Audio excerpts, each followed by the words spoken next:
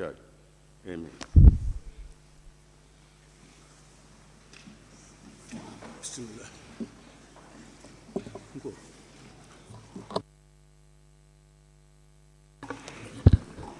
Correction and approval of records of votes and proceedings of the National Assembly sitting of Tuesday, 20th December 2022.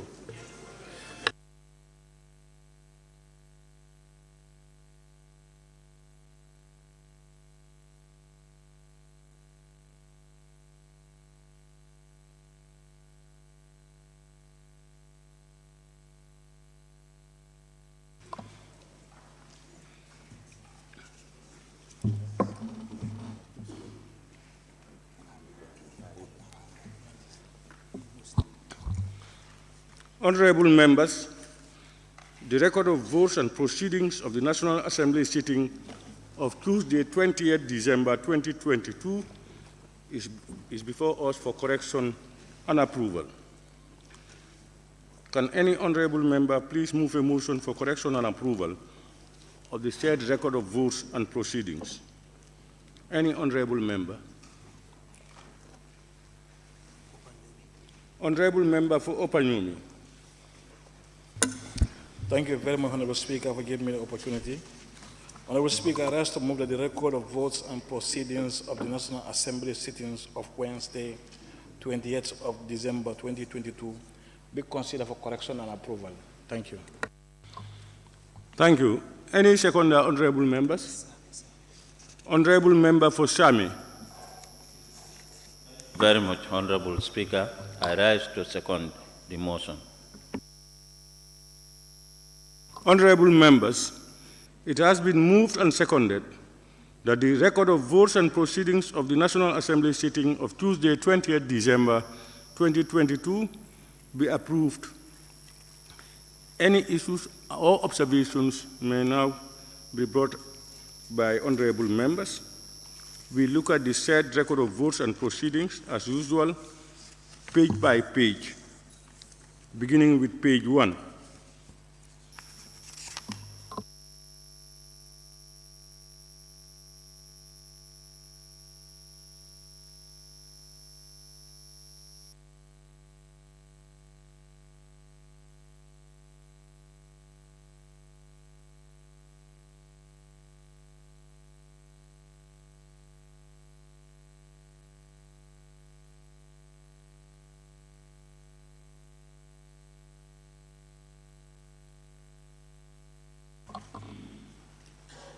Page 1.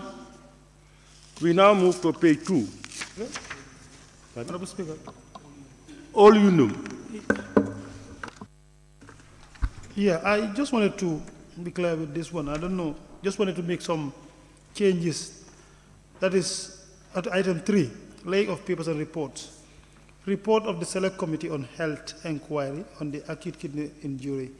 I was thinking probably report of the Select Committee on Health on inquiry of acute kidney injury resulting to the death of at least 66 children. Probably the on between the injury, the inquiry and the D. Can we move that to between the Select Health and inquiry? Huh? It's good, huh? Report on the Select Committee on Health Inquiry on the acute. You said, what do you propose? Huh? It's okay. It's okay? Yeah. Okay. We now move to page 2.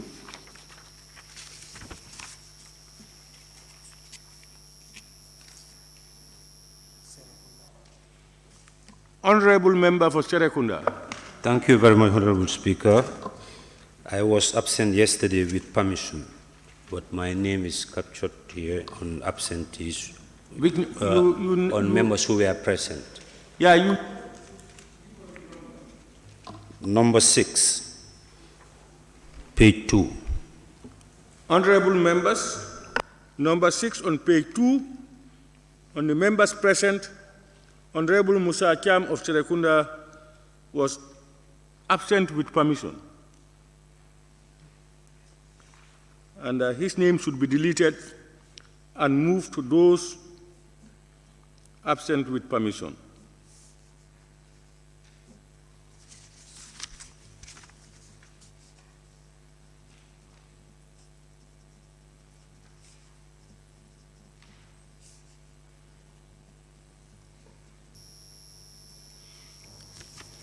Any other honorable members? On page 2.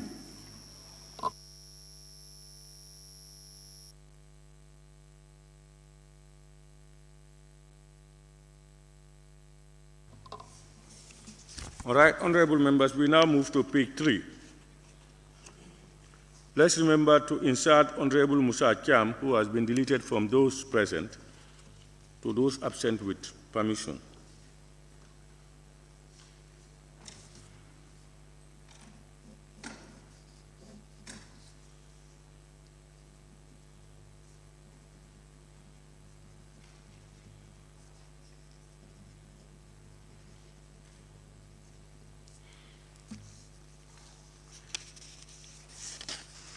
Honorable members, we now move to page 4.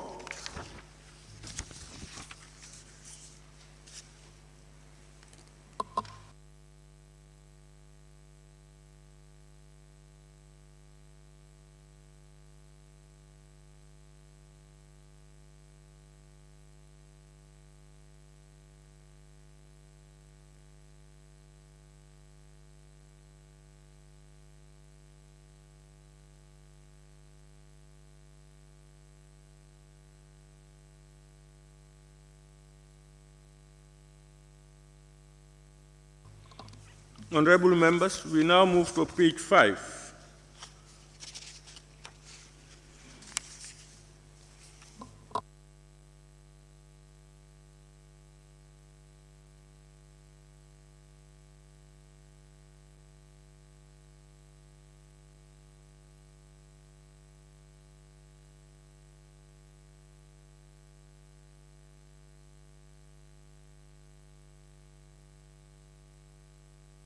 Honorable members, if you look at page 5, the last paragraph, that the Elections Bill 2021 be carried and was seconded by Honorable Seni Jawara, member for Upper Salem. Is it Lower Salem or Upper Salem? It should be corrected to Lower Salem.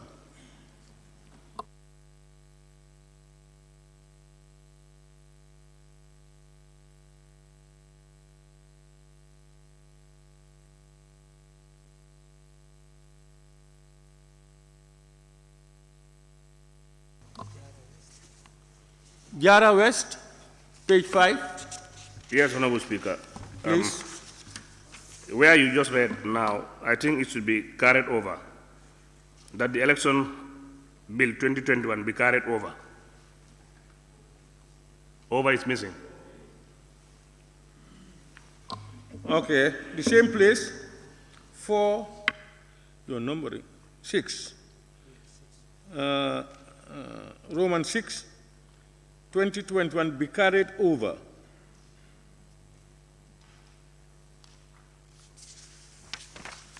Now we now move to page 6.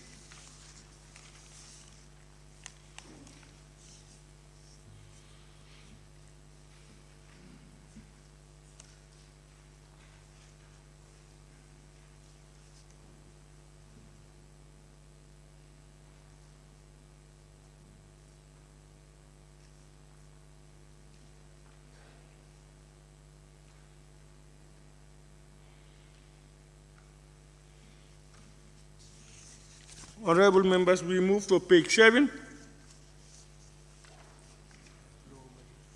Honorable member for Lower Badibu.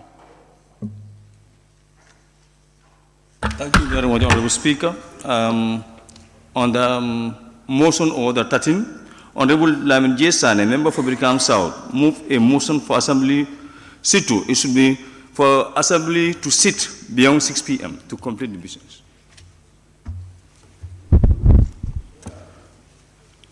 Yeah, for the assembly sit to beyond, it should be reversed. Yeah. To sit. Instead of sit to, it should be to sit.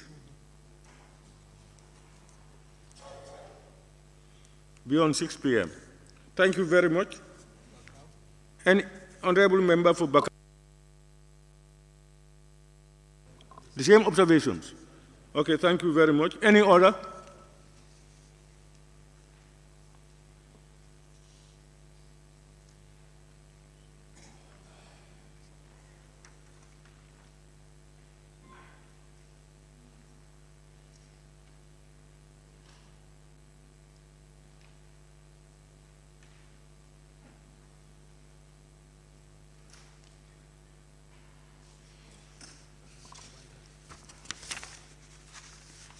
We now move to the last page.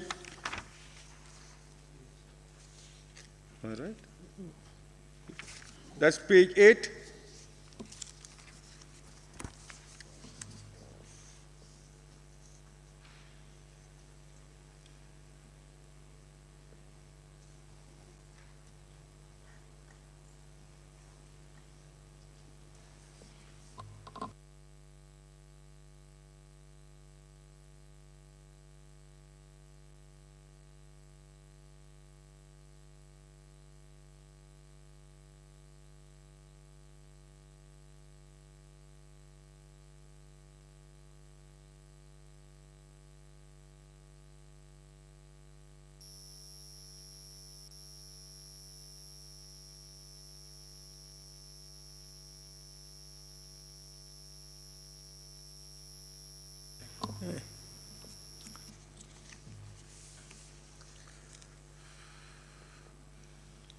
All right, honorable members.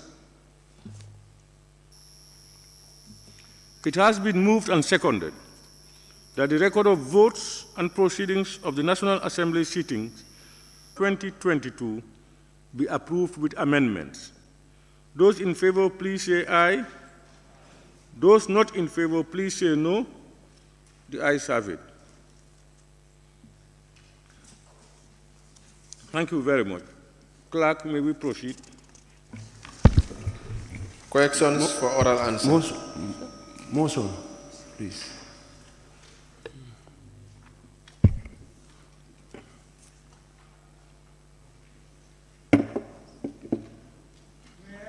Is the honorable member for Bundunga Kunda, please? Thank you very much, Honourable Speaker. Honourable Speaker, in accordance with the Order 53E and 68.2 of the Standing Orders, I rise to move that the bill entitled Labour Bill 2022 be committed to the Select Committee on Trade and Regional Integration. Thank you.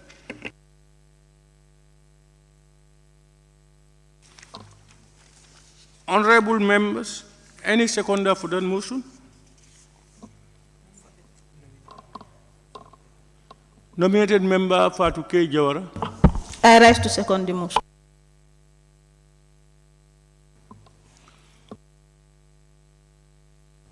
Honorable members, it has been moved and seconded that the bill entitled the Labour Bill 2022 be committed to the Select Committee on Trade and Regional Integration.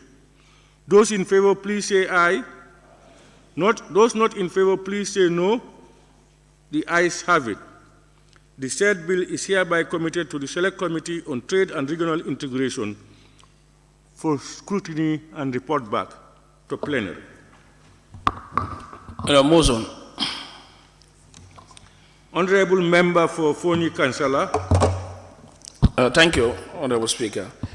Honourable Speaker, in accordance with Order 53E and 68.2 of the Standing Order, I rise to move that the bill entitled State-Owned Enterprise Bill 2022 be committed to the Public Enterprise Committee 2022. Thank you. Honorable members, any seconder?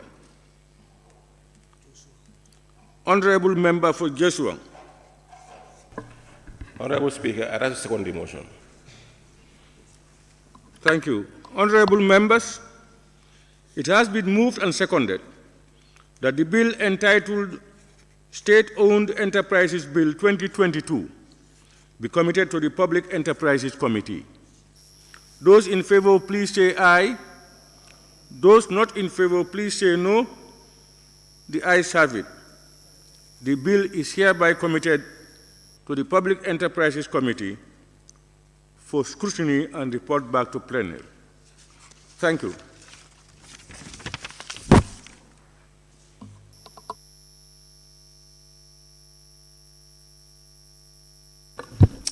Okay. Questions for oral answer?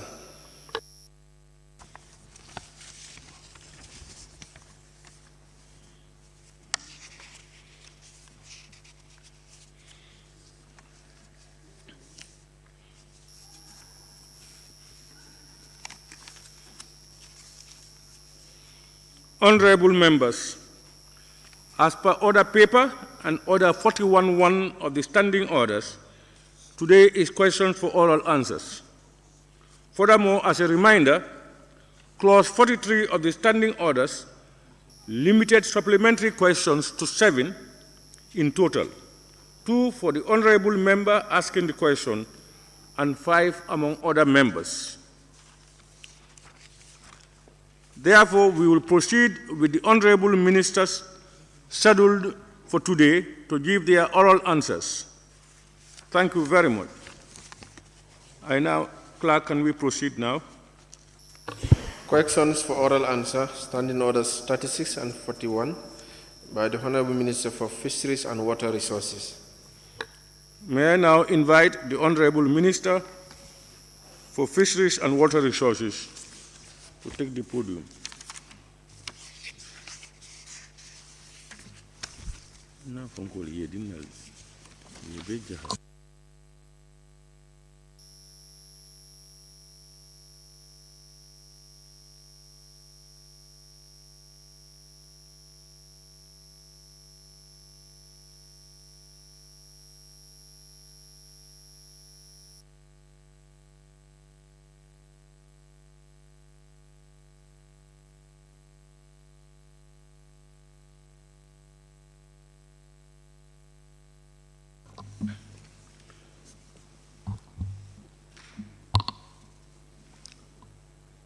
Question number 0149 of 2022 by the Honourable Member for Fuladu West.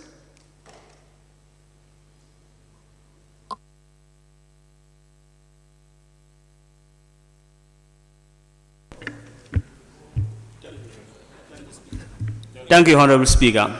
He ordered me to read the question for him.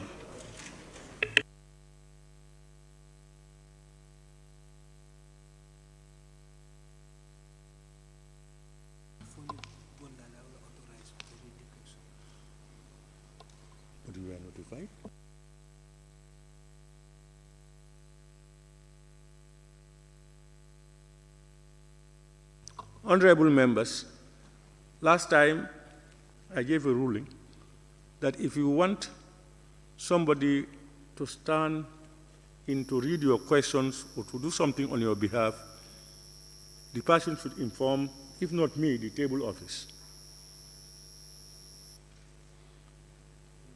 Let's try to abide by that. Yeah, you may continue.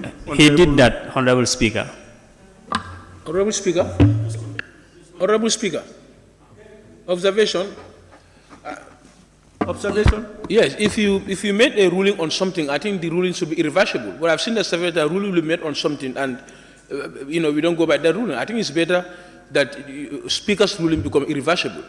It should be? Irreversible. Yes, somebody cannot reverse it, but the Speaker himself. Sorry.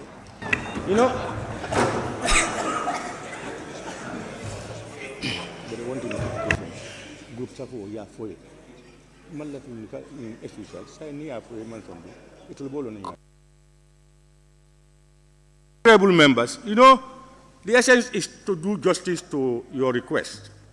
We want to make things easy. We are not dealing with the Quran or the Bible, So what we try to do, we don't want to deny the honourable member the right to pose his questions, but what we want is for it to be formalized a little bit, so that you can, if not me, just inform the table office. They will get the records, and when I come in, they will be able to notify me A, B, and C is what has happened. So let's please take note of that. Honourable member for, is it Fonyi Bondali? Fonyi Bondali. Thank you, Honourable Speaker.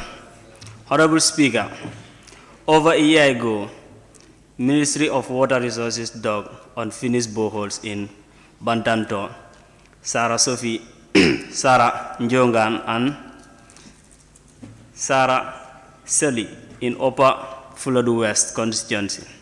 Could the Honourable Minister for Fisheries and Water Resources inform this August Assembly when the said boreholes would be completed? Thank you. Thank you, Mr. Speaker. I was also expecting that these questions will qualify under your standing order. Maybe it would have been referred to committee, select committee, and I would have had an easy way to go home. But nonetheless, I would try to give the answers, despite I just received these questions on Monday. I think I remember I answered questions similar to this one, and even in the motion adjournment debate, I addressed this issue. These are boreholes that have been financed by the ADB, the Global Environment Facility, and Green Climate Fund. Because of COVID, the first disbursement was used to drill the boreholes. It's 144 in all together. Now we are at the second stage. That is the infrastructure. And we were asked to do the tender. The tenders were floated, evaluated, and the evaluation report sent to the ADB for no objection.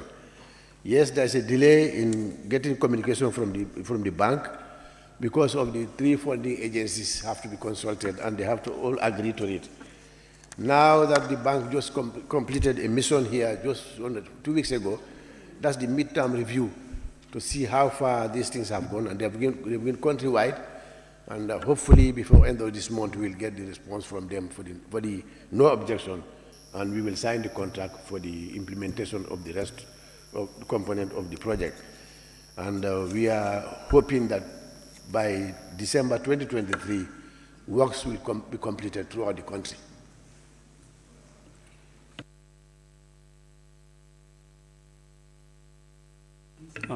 No, thank you. Yes, you have a supplementary on his behalf? No.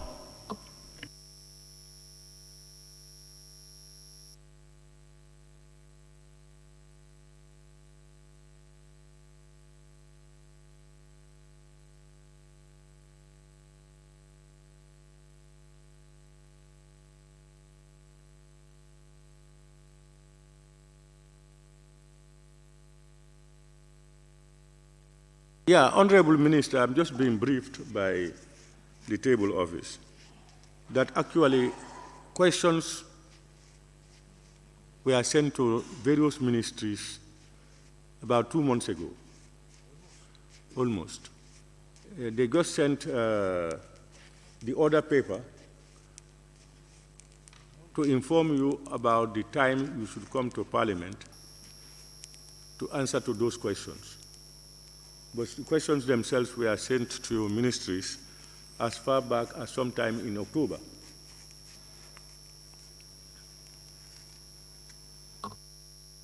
Mr. Speaker, this letter is addressed on the 10th of November. That's the letter. But it's not the fault of the clerk of the House. That's our fault in the ministry. I just received it on Monday. The communication was as a result of the ministry's own failure of delivering these questions to me.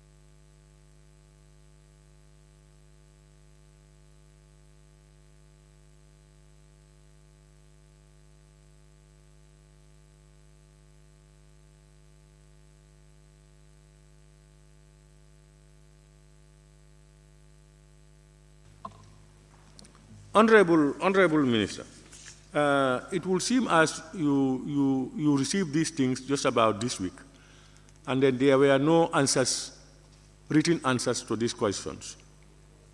I mentioned here that I only saw it on Monday, and there was no time for me to send in the written answer. But I tried to come and answer the questions so that there is no left over. I think I will suggest, therefore, that you look at the questions and then get them answered, and then we'll be able to either ask these questions or you send the answers to the clerk. I think that is what. Observation. Yes, please, Honourable Member for. Thank you, Honourable Yes, Speaker. And Honourable Speaker, since the Honourable Minister started answering the question orally, I think we can go ahead.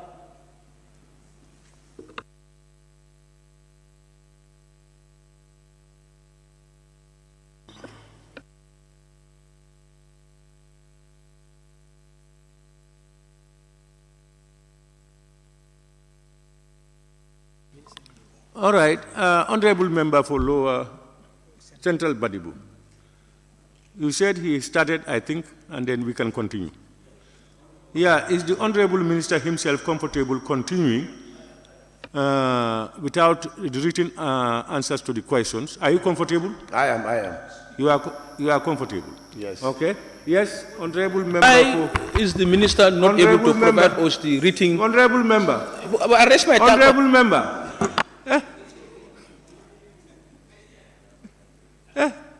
Just that, and you are up. Honourable Member for Latrikunda Sabeji.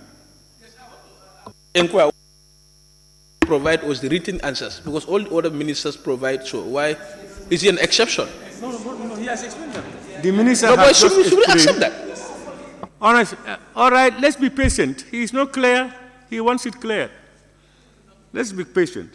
Yeah, the Honourable Minister, that's what we were discussing. Unfortunately for him, he just received these things on Monday. So we are now trying to work out, is he comfortable to continue without his oral answers, written answers? If he is comfortable, and MP and the EU national members also agree with it, we can proceed and he will answer your questions. In the absence of that, we will ask that he goes to get the written questions and supply it to the table office for another sitting. But what I understand from the Honourable Member for Central Badibu is so far he has started, let's allow him to continue, and he himself is comfortable to continue. I think that's your suggestion. Yes. If the members want a written answer, after the session, I can still send in the written answers for the purpose of the records.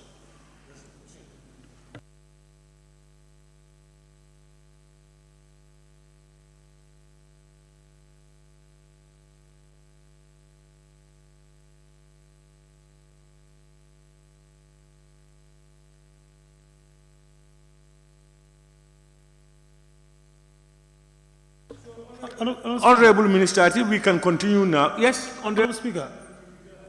Honourable Speaker. Honourable Speaker, yeah, the Minister can continue with the oral answers, but the question of written answer is not an option. That one, after this, you can send the written answers as well. That one is not an option. Honourable Speaker. Honourable Speaker, we are talking about oral answers, and the ministers will come with a written answer to read for members. I don't want us to take the risk to allow the minister to stand before Parliament responding to questions that are written, of head, that is not written. I don't think we need to take that risk. You know, there are two sides. We are now dealing with oral answers. If you look at it, this thing is oral answers. That's why the ministers do write their answers and send it to us. But it's oral answers. You get up and ask your question, the minister answers it. There are different categories of questions and answers. And these oral answers, he can do it without a written document. Yes. So,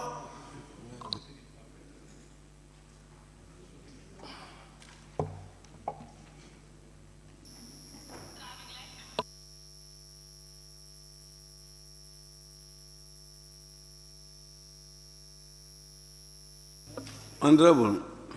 Yes, Honourable Speaker.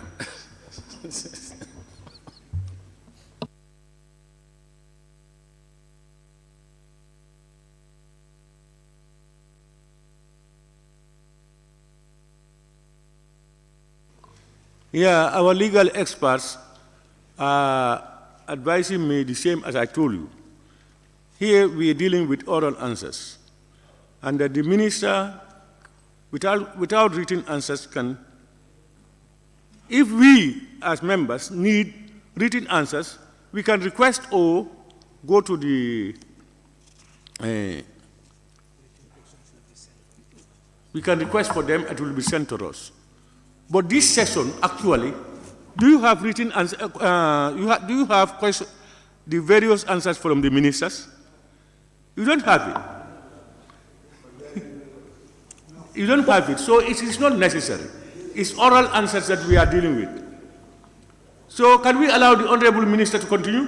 Point of order, Honourable Speaker. Point of order? Yes. Who? Yes? Honourable nominated member. Yes, I'm rising on order 39. Sorry.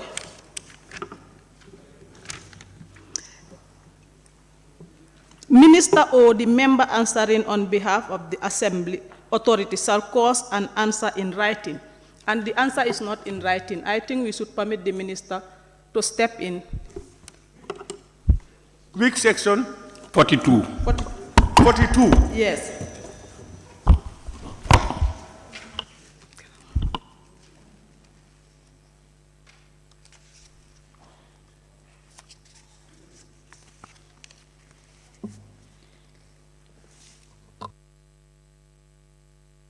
What? 1 or 2 or 3?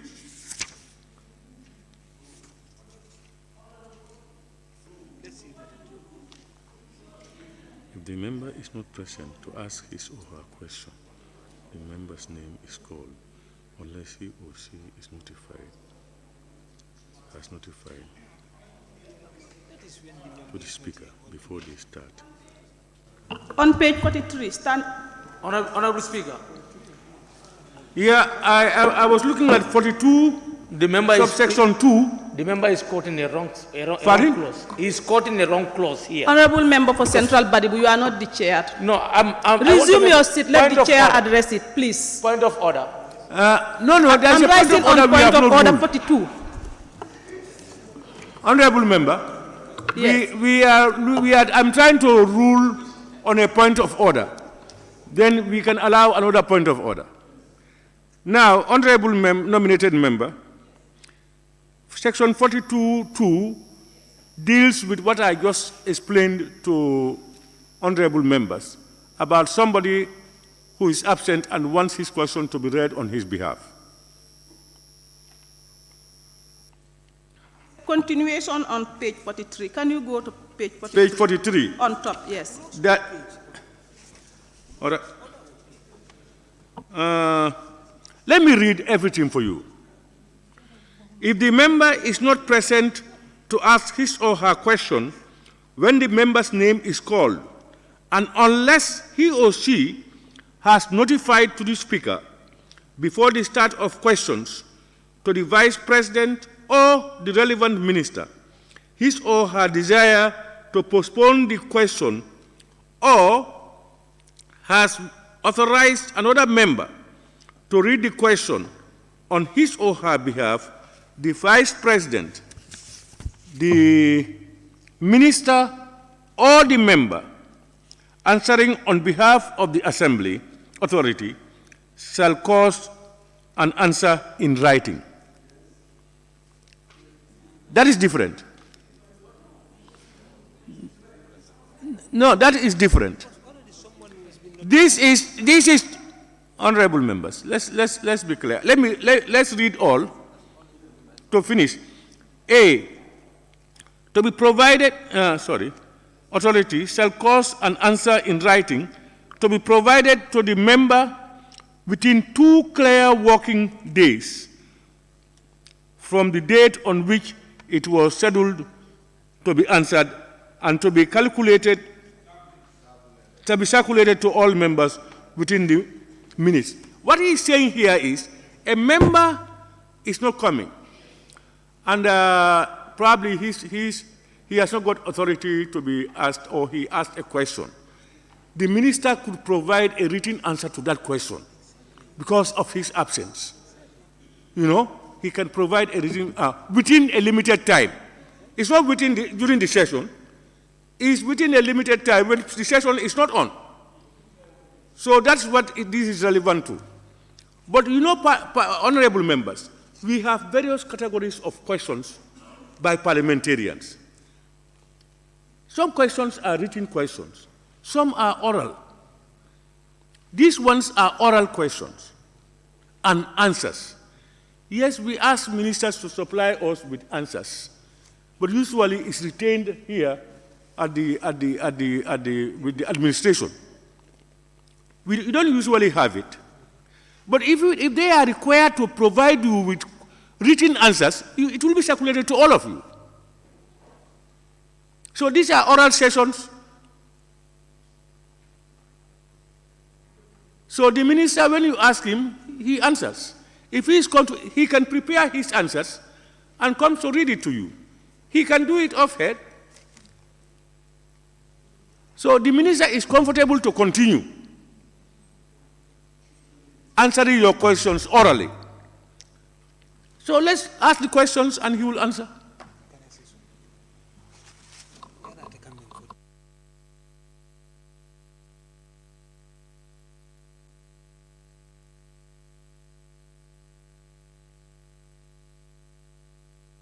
So, honorable member, do you follow? You know, the member is absent. If the member had not authorized anybody, then we will just ask the minister to provide the answers in written form, and it will be sent. But somebody is answering it on his behalf. Asking the question on his behalf, rather. So, honorable minister, can we continue?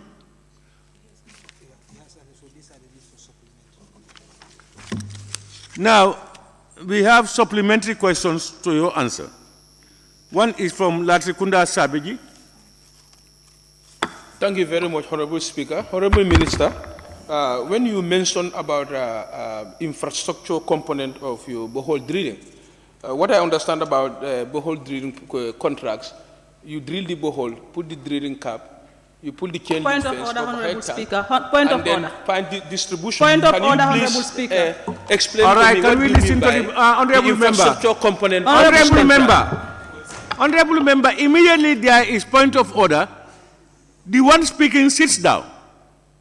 If you hear point of order, you sit down. And there will be a determination, and then you will continue. Who is saying point of order? No, nominated member Fatu K. Jawara. Thank you very much, Honourable Speaker. Honourable Speaker, I'm raising point of order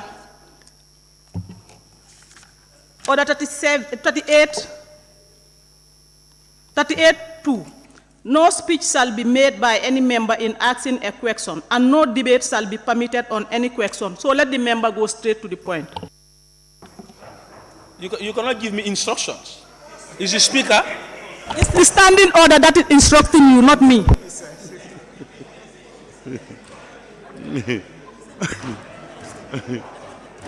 Thank you very much. Honorable member, she is not giving you instructions. She is reading provisions of our own law that should guide us. And it's true that in putting up questions or supplementary questions, you should not make speeches. You should just ask your supplementary question. Can you continue, please? Okay, thank you very much. I want the minister to explain to me the infrastructure component of this contract. Thank you very much.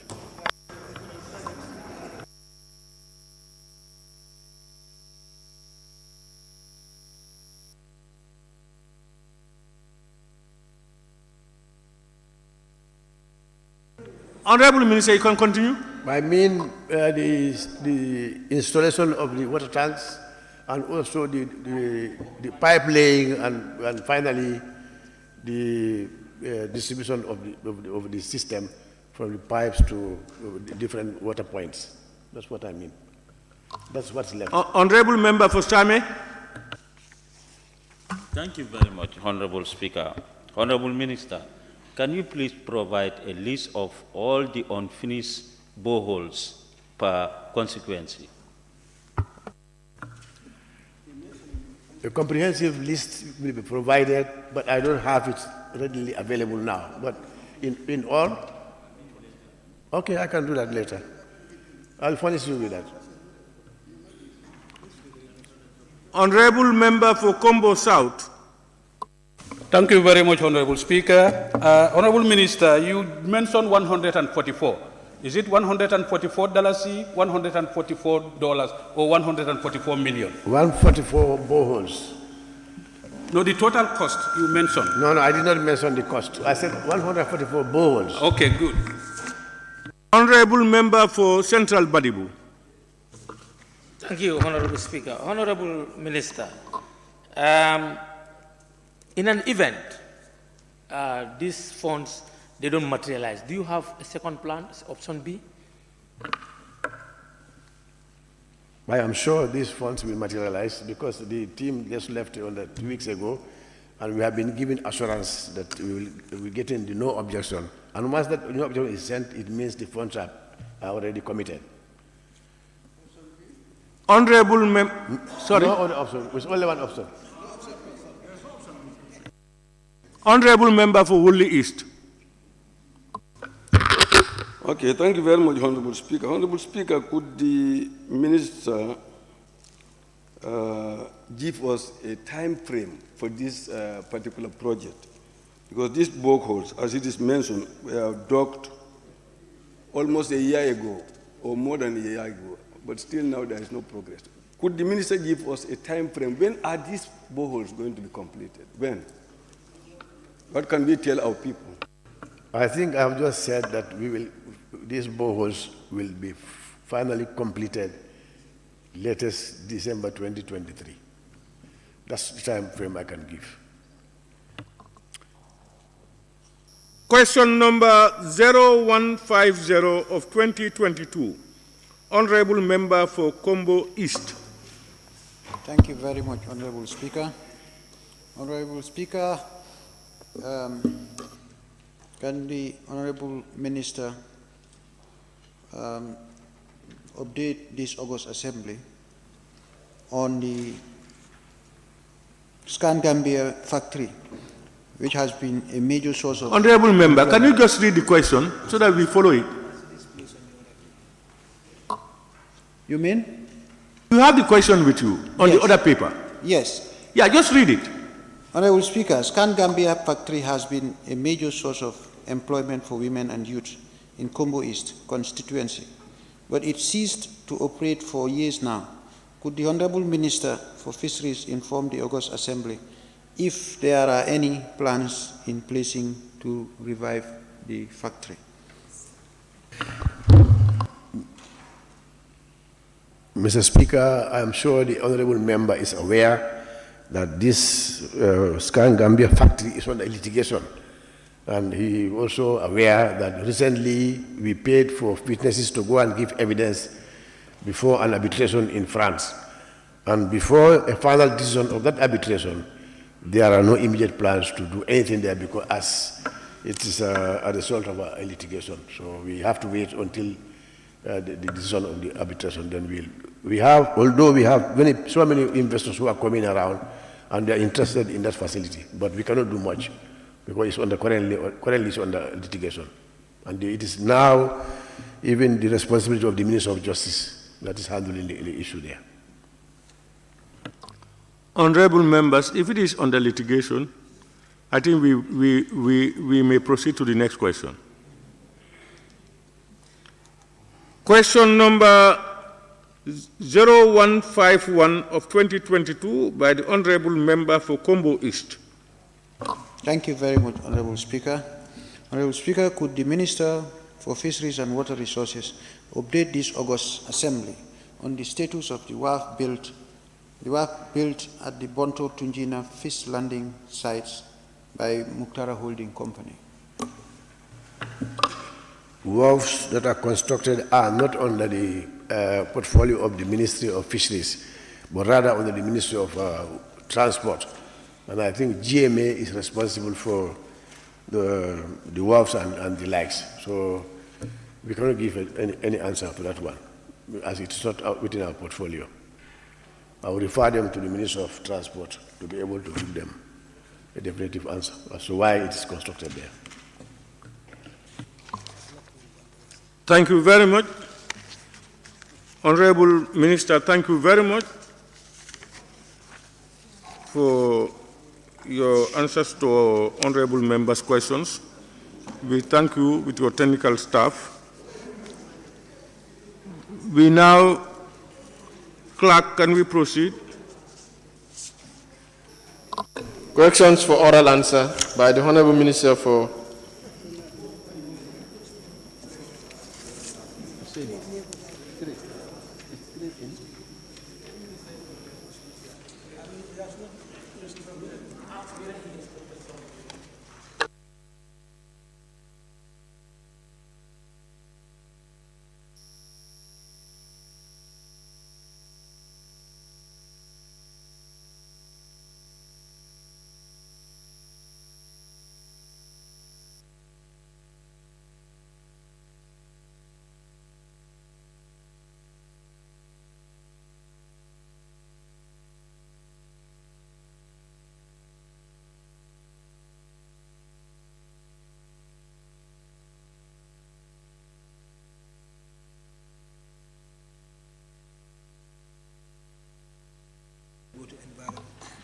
Honourable members, we have observed that the Honourable Minister for Trade is not in.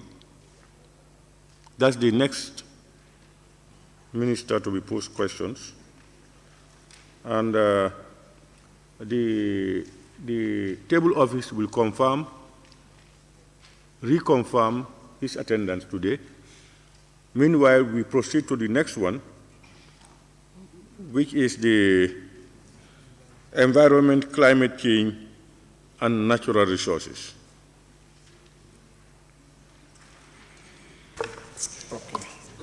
Questions for oral answer by the Honourable Minister for Environment, Climate Change, and Natural Resources. Thank you. Questions for which due notices were given to the Honourable Minister for Environment, Climate Change, and Natural Resources by honourable members for oral reply. I now invite the Honourable Minister. Question number 0258 of 2022 by the Honourable Member for Serekunda. Thank you very much, Honourable Speaker. Honourable Speaker, could the Honourable Minister for Environment, Climate Change and Natural Resources inform this August Assembly if the Ministry has done any environmental impact assessment in the recent flood-affected communities, which left almost all the roads eroded, and her advice to the government? Thank you. Thank you, Honourable Member. Thank you, Mr. Speaker. I want to say maybe would have said a response assessment. The environment impact assessment would have been done to assess what will happen before today. But notwithstanding, based on the questions submitted, yes, a team was constituted by His Excellency the President of the Republic of the Gambia, led by the Vice President of the Republic, knowing that NDMA by Act is given the leading role to coordinate disaster issues, was taking the lead technically, but the Minister of Environment, as at cabinet level, also was the chair to manage at the lower level. We met several times to discuss this, and we already have a separate account designated to support our medium and long-term response strategies, which would demand cost. The assessment has already been done, supported by technical experts who joined us during the peak of this disaster period from the World Bank and other UN agencies. The report is already submitted to us. Luckily, before they depart off the soil of this country, they attended our retreat, which was organized by the Office of the Vice President, supported by my ministry. They presented their report, and experts were present to ask questions and given their input to make it an all-inclusive report. Having the report, we are supposed to meet at technical level to finalize on the next action point after handling already the short-term measures, which was the response strategy, which most of you participated in supporting the first step as to giving a cushion support to those that were affected. So now what we are going to do is to look at the medium and the long-term strategy, which demand a huge amount of cost, we will all believe. But knowing the financial implications and the budget levels, which Cabinet is the custodian of deciding what to do, we already have a plan. And we don't want, as VP used to say, we don't want to have it as a firefight. But rest assured that the technical team would meet. We were not able to meet as planned in December due to issues beyond our control. VP was not available, and he is the chair. But as soon as he's available in office, we'll meet to finalize our next action point as to what to do and how much we are going to spend. This will solely depend on the financial situations of the country. But as I'm telling you now, we already have about $200,000 in an account supported by the Chinese. And upon that, the Minister of Finance is ready to support us as to how far they can go, depending on their muscles. Thank you.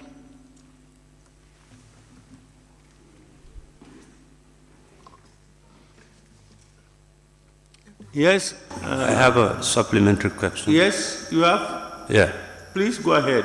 I said if you ask questions and you have supplementary, immediately the Honourable Minister finishes answering, you can come up. You can just come up with your supplementary. Thank you. You don't need to wait for me. Thank you. So these erosions have to do with infrastructural problems. That is, there is no drainage system. So what measures do you have to avoid such in the future?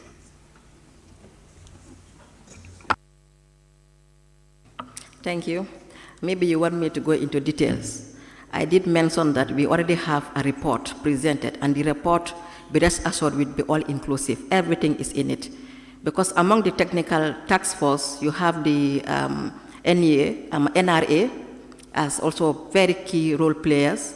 You have the Ministry of Works, of course, and other key institutions who have a leading role in whatever has to do with it. Even Social Security is also part of it, as Jabang Estate is being affected. Not only roads, all the drainage systems have been assessed, and we'll make sure that we do as best as possible, depending on the finance available. To add on to that, we already have the WACA project, the West Africa Resilience Project, that has already been approved. Last month, 2 months ago, shortly, we tabled it with World Bank, and it has been approved for $46 million. So that will be implemented to support the drainage system in the West Coast region. And that's going to help to mitigate as far as the West Coast is concerned, because that's where you have most of the water emptying in towards the Atlantic ozones. So that project is a 5-year project. We'll see how far that project can go. And the one that the project is not going to cover, government will definitely chip in to support. And the plan will surely be put forward to make sure that we do what is important as per the next rainy season based on the scale of preference and the most important and urgent. Thank you. Yes, thank you very much. We have observed that year after year, when this disaster strikes, we'll see government officials coming into our communities, but with no solutions. So we are asking for if there are any mechanisms to prevent such disasters from happening. Thank you, Honourable Member. We are in this together. All of us are stakeholders, and we are all key players and partners in this. I just said it as per VP's pronouncement, we don't want this to be a firefighting mission. Every year round we come and handle the same issue and go back again and come back again. It's not cost efficient because what you spend at that medium time is not a planned cost. So to make sure that we mitigate the unexpected, unavoidable expenses, we have to have a long-term strategy, and that is what I've just said. The medium and the long-term strategy will be an all-inclusive strategy and will cover a holistic approach to make sure that one thing I want to assure you is climate change is just a challenge. And we will think that we have covered everything, but we will be faced with another challenge if we are not very careful as a country.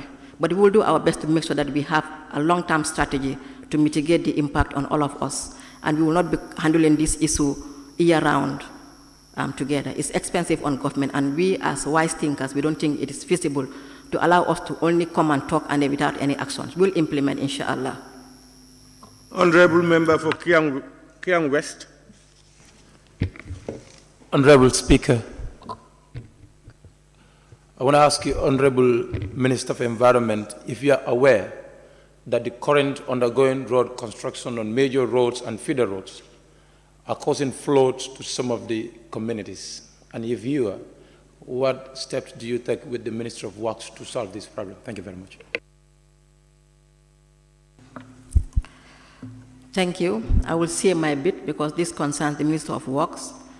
They are the technicians when it comes to providing feasible and workable drainage systems.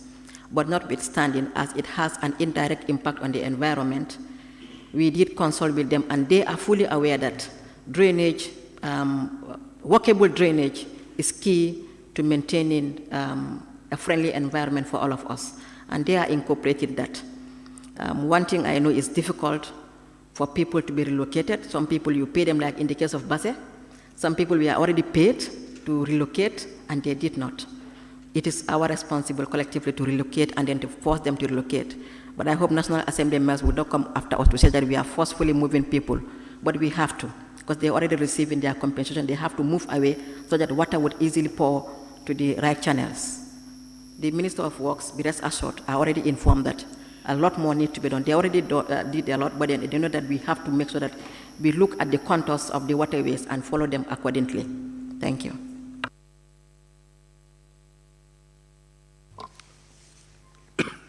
Honourable Member for Busumbala. He's out.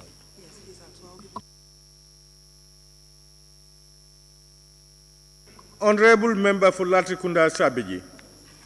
Thank you very much, Honourable Speaker.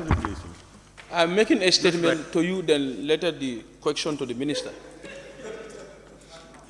Actually, I'm making a statement, but that statement is for you, not for the Minister, before they will rise on point of order. Is it time for statements? Yeah, thank you very much for giving me the floor. I don't like these special accounts created beside consolidated fund, because they are they always a route to corruption. So I want the Honourable Minister to tell us where and who manage these special accounts, where this $200,000 is sitting. Very easy. The Minister of Finance. They are the custodian of all your monies, so they are the one managing it. Thank you. Honourable Member for Woolly East. Yes, thank you very much, Honourable Speaker. Honourable Speaker, climate change is real, as the Minister has said, and this is a comprehensive report of the assessment. Would you be kind enough to provide this National Assembly with this comprehensive report? Thank you. Why not? Surely, inshallah, we will. Once we meet as a team and review it, if you request, we will give it to you, inshallah. Honourable Member for Central Badibu. Yes, because the technical team are still yet to meet over, and it was already submitted to us. So once we meet as a team and review it, we will submit to you. That's what I've said. Thank you. Thank you, Honourable Speaker. Honourable Member for Woolly? No, they are clear. They have done. They have settled it. Yeah. They have settled it. Yeah. So Central Badibu? Honourable Speaker, the question is very specific to the Minister. and his ministry, did you do any assessment, impact assessment, as far as the flood is concerned? The team that you're talking about, the president setting up the vice president going, we have all seen that on the news and the television. Your ministry, did you do any impact assessment? Point of order.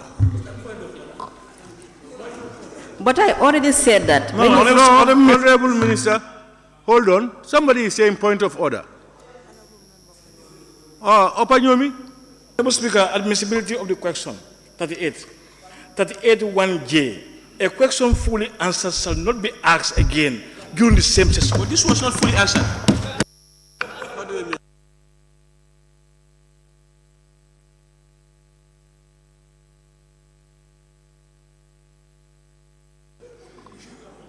All right. Please, honourable members, I want us to be a little bit tolerant. You know, we must respect people for their opinions. You have the right to disagree with them. You know, it's not what I say that everybody must believe. Otherwise, if you also want to believe whatever you say is what I should believe. So what we do naturally is respect opinions, as divergent as it is. But you reserve the right to disagree. And when you disagree, tag up, you will be given the floor. Yeah, on the issue is a question fully answered, to be posed again for answers. Honourable Speaker. Let me rule on that. I will invite you. Yeah, that's a valid standing order. That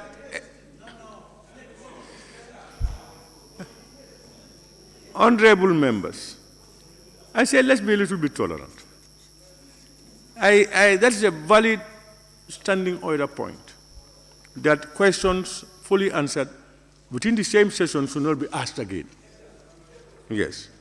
Now, the question now is the question posed by the honourable member, question that has been fully answered? No. It's not specific.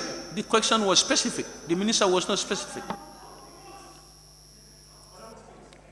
My problem for that determination is that whilst probably answering those questions, the principal question, some of it I have not heard because I was on consultations.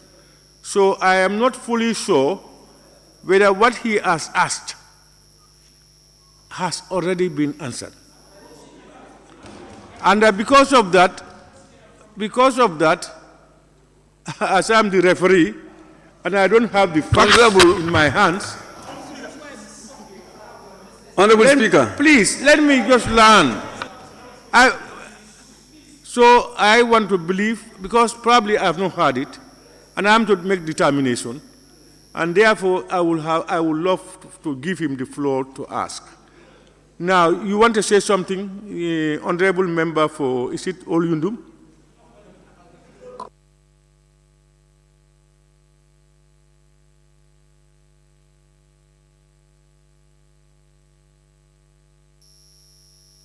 But now, is it well hard or I can still repeat my question?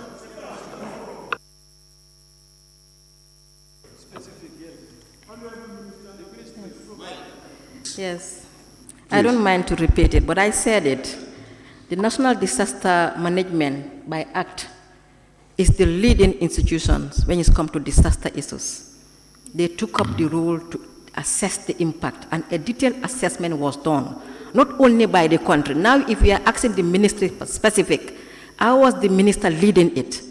But not only us, international reputable institutions join us to do an impact assessment, detailed impact assessment. So why do you want the ministry only the minister to submit? Now it is a joint stakeholder who submitted, more powerful, just like the entire cabinet if the entire National Assembly met and then drafted a report. It's more powerful than an individual. So not only the Gambia, international institutions, World Bank per se, and other sister UN agencies joined us 8 in numbers to do an impact detailed assessment. And a technical team was consulted at a 3 days retreat outside the vicinity of this greater Banjul area to revet it and also add their inputs, making it more powerful and more inclusive. And that has already been submitted to us. Now at cabinet level, we'll sit again and look at it, then we present. I think we cannot have nothing more than this. Unless you want anything minority, then we'll provide. Honourable Member for Brikama South. Thank you, Honourable Speaker. Honourable Minister, I quite agreed with you. The team that was led by the Vice President said there is going to be a comprehensive studies, which you already alluded to, you did. But the other aspect that I want to inquire, whether there was indigent consultation with regards to the drainage pattern of certain specific communities.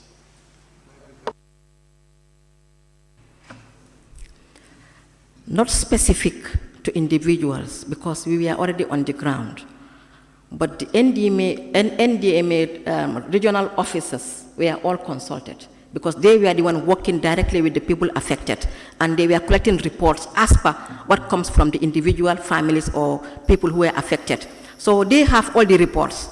It was a rush moment that you would not allow us to spend 2-3 years on gathering information just to act on it. So we could not have that time to act, to deal with it as if it's a census, calling individual families. How many families were affected? Quite a good number of them. So engaging them at individual level required cost, it's time conscious, and when we don't have that, we only dealt with the key informant who are technicians, and they are the national, NDMA officers, and the governors were consulted, and other key stakeholders as well. Question number 0259 of 2022 by the Honourable Member for Gimara.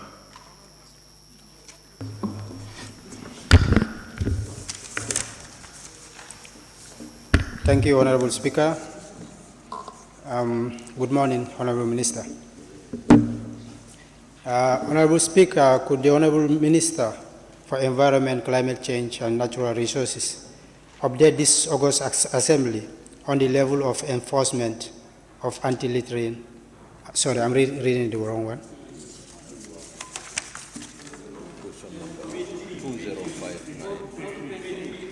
2051, yes. Could the Honourable Minister for Environment, Climate Change and Natural Resources inform this August Assembly on the level of domestication of some international environmental convention that the Gambia is a signatory to? Thank you, Honourable Member. I'm happy to sum it up to say yes, so far. Almost all the conventions and the treaties and the agreements that the Minister of Environment has signed and committed with solidarity has already been ratified. I will start by the NEA because we have 3 units that are under the ministry. The NEA I've already submitted to Cabinet, it's now at Cabinet for Cabinet to sit over. That's the waste bill, and the hazardous and chemical bill is already at the Cabinet level. We have in the National Environment Management Act bill 2022, but hopefully it will now be 2023, which has already been validated, submitted to AG chambers for review, and they are done, submitted back to NEA for technical proper put in order, and they're working on it. Hopefully before the end of this year, it will be done to be submitted to Cabinet.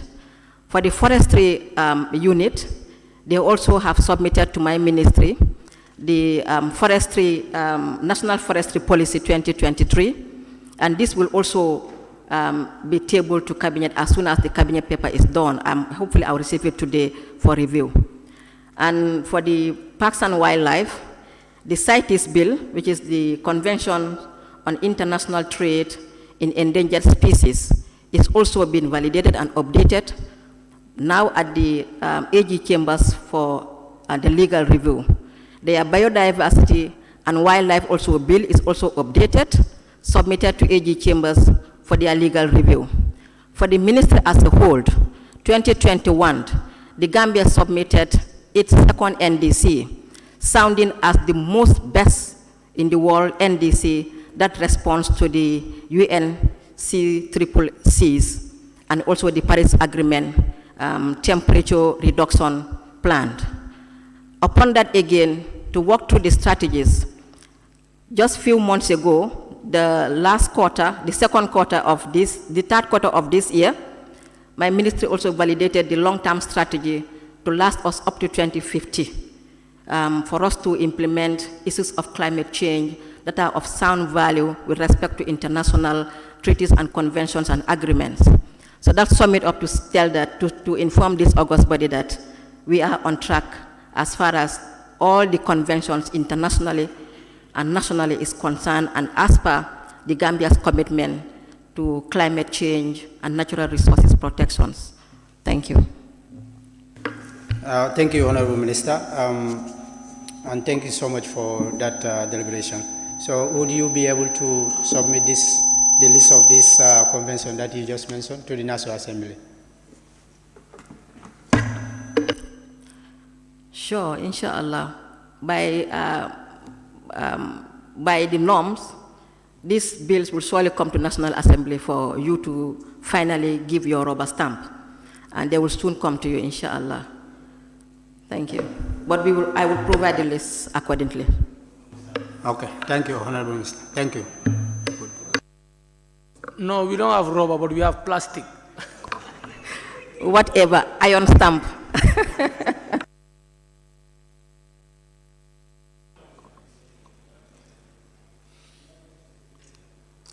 Yeah, Honourable Member for Upper Nyomi. Yeah, thank you very much, Honourable Speaker. Honourable Speaker, I think the Honourable Member is asking for the international conventions, whether they have been domesticated, meaning that whether they have been brought to the International Assembly for ratification. Is that any? Just to clear more, I said yes. The domestication is to make sure that they fit into our policies and our national documents. That is already on the process. Now, it takes a little bit long. If you could, some are up to 2021, they have been still on the process, because it has to go through technical review, validation, then AG chambers to do the technical vetting for the legal backing, then to cabinet, then to you. So as far as I'm concerned, almost all the key processes have already been done. It's now left for this August body to finally give their say. Honourable Member for Kiang West. Honourable Minister, in your answer to the parent question, you've indicated that your ministry is drafting a strategic plan. You're nodding your head? Okay, you've talked about prevention of climate change issues in the country. Are you aware that illegal logging and charcoal production are major issues in the country? Honourable Member, substantive question. Substantive. Honourable members, now we move to question number 0260 of 2022 by the Honourable Member for Gimara. Thank you again, Honourable Speaker. Honourable Speaker, could the Honourable Minister for Environment, Climate Change, Natural Resources update this August Assembly on the level of enforcement of anti-littering regulation? Thank you. So far, the first quarter of 2022, we encountered 149 cases. If we want to see the entire length and breadth of the country, this could be a little bit small, but notwithstanding, to give the success rate, out of this 149, 148 all complied according to the Act, and one was a stumbling block, and it has been referred to a higher court to deal with the matter. The only sewage treatment plant, that's the aqua sewage treatment plant in the country, has failed us, and the Minister of the Department of NEA is taking them to court for environmental pollution. So the case is still at the court to be heard. You will all bear me witness, at least, if not all of you, most of you must have seen the TV sensitization going on when it comes to the anti-litter and other environment challenges on the TV to increase awareness. We all need attitudinal change. It is disheartening to say that some of us who continue to talk about these laws are not ourselves compliant. It's unfortunate, and we need serious attitudinal change. We understand that population has grown, putting more pressure on waste management and collections by the councils, but notwithstanding, attitude needs to change. It's very disheartening to see people dumping indiscriminately. But again, my ministry accepts the view that more needs to be done to do our responsibilities. Due to the increase in population, poor waste management practices has widespread in the area. But when I newly came into office, we had a sustainable waste management dialogue where all the key stakeholders were invited, all the councils, the governors, and some National Assembly members, so that we can sit together and engage and look at how best we can put heads together to fix these chronic environment issues. The report is already out, but this needs to be enforced by the waste management bill, which I've just reported that is at the level of cabinet to come to National Assembly. Once we have the power to revise things that are not working well in the current bill, it will give us a better room to achieve success. But again, as per the answers submitted to this body, government will continue to improve the enforcement of the anti-litter regulations and improve waste management by continue to engage councils to put more effort on point-to-point waste collection. You will agree to me that council needs to put more effort on waste collections. We understand it is very expensive, and most of them are complaining of their budget constraint, but we need to be innovative. All of us together, we need to be innovative. Not to have the costs is not an excuse not to look for things, plan B, that is workable. So let's look for plan B that is workable.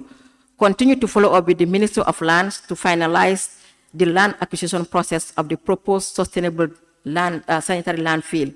We need to have a sustainable sanitary landfill where when we collect or council collects, they will dump and we will be able to treat it and manage it. To fast-track ongoing cases in the courts, provide mobility for the national environment agencies to conduct regular monitoring is also a challenge. Reviewing the current fines in the regulation to ensure that they are meaningfully enforced. So that's why we're doing the waste bill to make sure that at least it's in line with current situations as to how best we can efficiently enforce and implement them. Thank you. Thank you. Very good. We move. Any supplementary, honourable member? Yeah, I'm okay. Maybe we give chance to others. Thank you. Honourable member for Latrikunda Sabiji.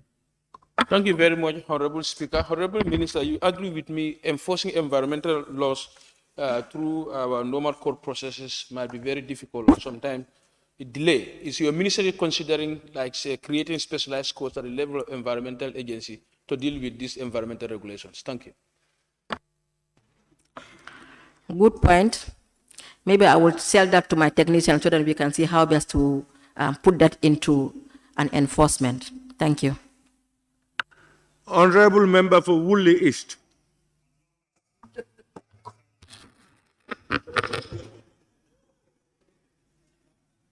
Honourable Speaker, would the Honourable Minister liaise with the Minister responsible for communication, which is dealing with the Gambia radio and television services, to make it easy for environmental activists, especially agencies like NEA, to actually go and sensitize the people at a lower cost, because what they charge them is astronomical. Thank you. Thank you. Luckily, he is here. And I think he knows that you're going to ask this question. He's already on top of it. We already have a program that he will be leading, and ministries will be invited at almost no cost to us. So then we will use the opportunity to make sure that we sell out whatever we want the public to know. Thank you. Honourable member for Joshua. Thank you very much, Honourable Speaker.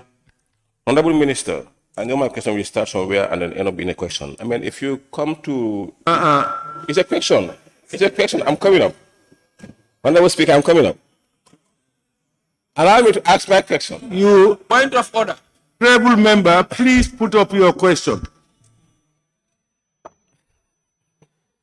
We don't want it to have jackets and coats. What are your plans in helping those youths who are trying to enforce this anti-literary law within this community? They are working hard. What are your plans to help those youths who are trying to enforce this anti-literary law? Because they don't have the authority, but they are doing it currently. What are your plans to help them?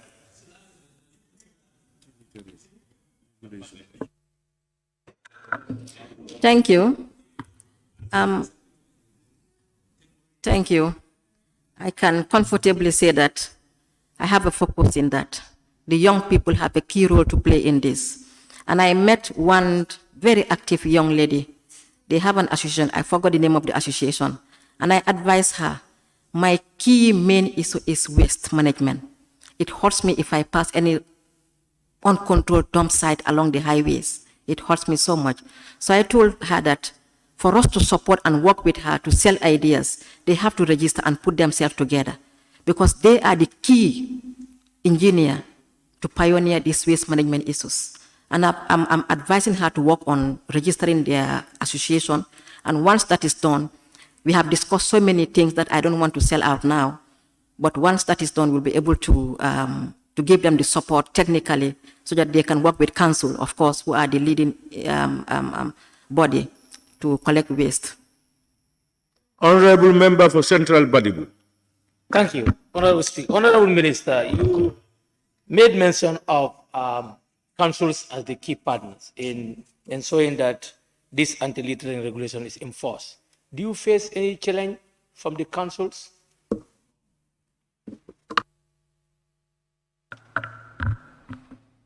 I mentioned when you talk to council, because we engage, these are our partners.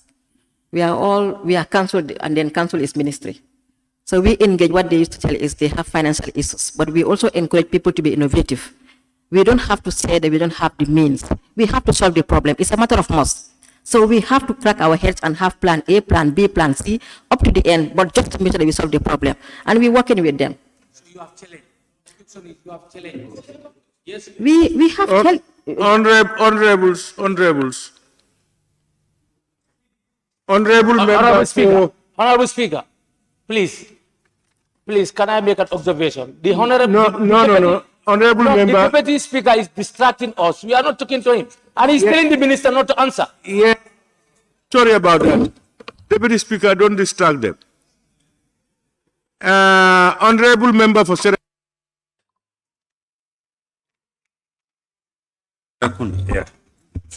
Thank you very much, Honourable Speaker. As the major item littering the environment is nylon, that is plastic, what stops your ministry from implementing the ban on plastic? Thank you. Thank you. I said we need attitudinal change, and it starts from us here. To enforce, we don't have enough policemen or women to run after each and every Gambian. People have to be willing to change their attitudes to make it easy for us. Otherwise, instead of even providing security to other important national issues, we will send all the securities to go and monitor people who are using plastic. We're doing our best, but we need also to have a sustainable alternatives that we are working on as well. By next year, you will see the enforcement going very fast and very smart, inshallah. Honourable Members, question number 0261 of 2022 by the Honourable Member for Jimara. Thank you, Honourable Speaker. Honourable Speaker, could the Honourable Minister for Environment, Climate Change and Natural Resources tell this August Assembly the Ministry plan to ensure that the much talked about plot of land allocated in Bijilo, allocated to the American Embassy, does not compromise the biodiversity of the economic viability in terms of tourism? Thank you. If I can answer that very short, it does not completely compromise it. Instead, it has an advantage to the tourism. I will tell you that. Thank you. I want to be enlightened. In your answer, you said it does not, completely compromise. Does it mean partially it does compromise the biodiversity of the? Okay, to be more detailed, the site that we are talking about is not even part of the BANJUL Forest Park completely. The BANJUL Forest Park is being fenced since last year. We are currently fencing it completely to protect it from encroachment and to protect also the visitors. So that site that is being given to the American Embassy is not the BANJUL Forest Park. It is the former ITC that is now valid. So it's not the BANJUL Forest Park. I want this to be very clear. Fine, what is being affected as far as the ministry is concerned is where we now called the visitor center. And we all agree, the first time I visited that place, I told them it is not a visitor center. A visitor center should be ideal visitor center. Remember, this is where we have international guests. So it should be at least something that will present the name of the Gambia. Very standard. And this is where we have a buy and take. They're going to build us a new, modern, environmentally friendly visitors park that will be in an area. We will give them this area, but they'll give us an area inside where they acquired. So we have nothing to lose. Take this one and give us somewhere that is ideal and build us a modern, more environmentally friendly visitor center that you and I will be proud of. So that is what we exchange as far as the ministry is concerned. So we have nothing to lose.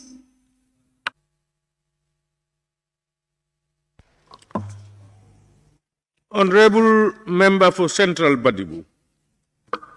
Honourable Minister, with all due respect, we have something big to lose as far as this deal is concerned. Honourable Minister, Honourable Speaker, when we say biodiversity, we are talking of both marine and the ecology. So it's not... Can you please ask a supplementary question?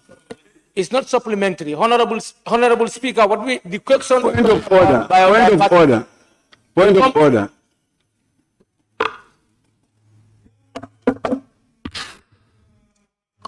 For Woodley East. Yes, thank you very much, Honourable Speaker. Honourable Speaker, the section 17F of the standing orders said when a member is speaking, all other members shall remain silent and not make any unseemly interruptions.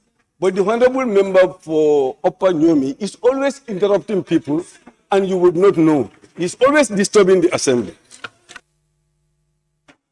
Honourable member, point of order.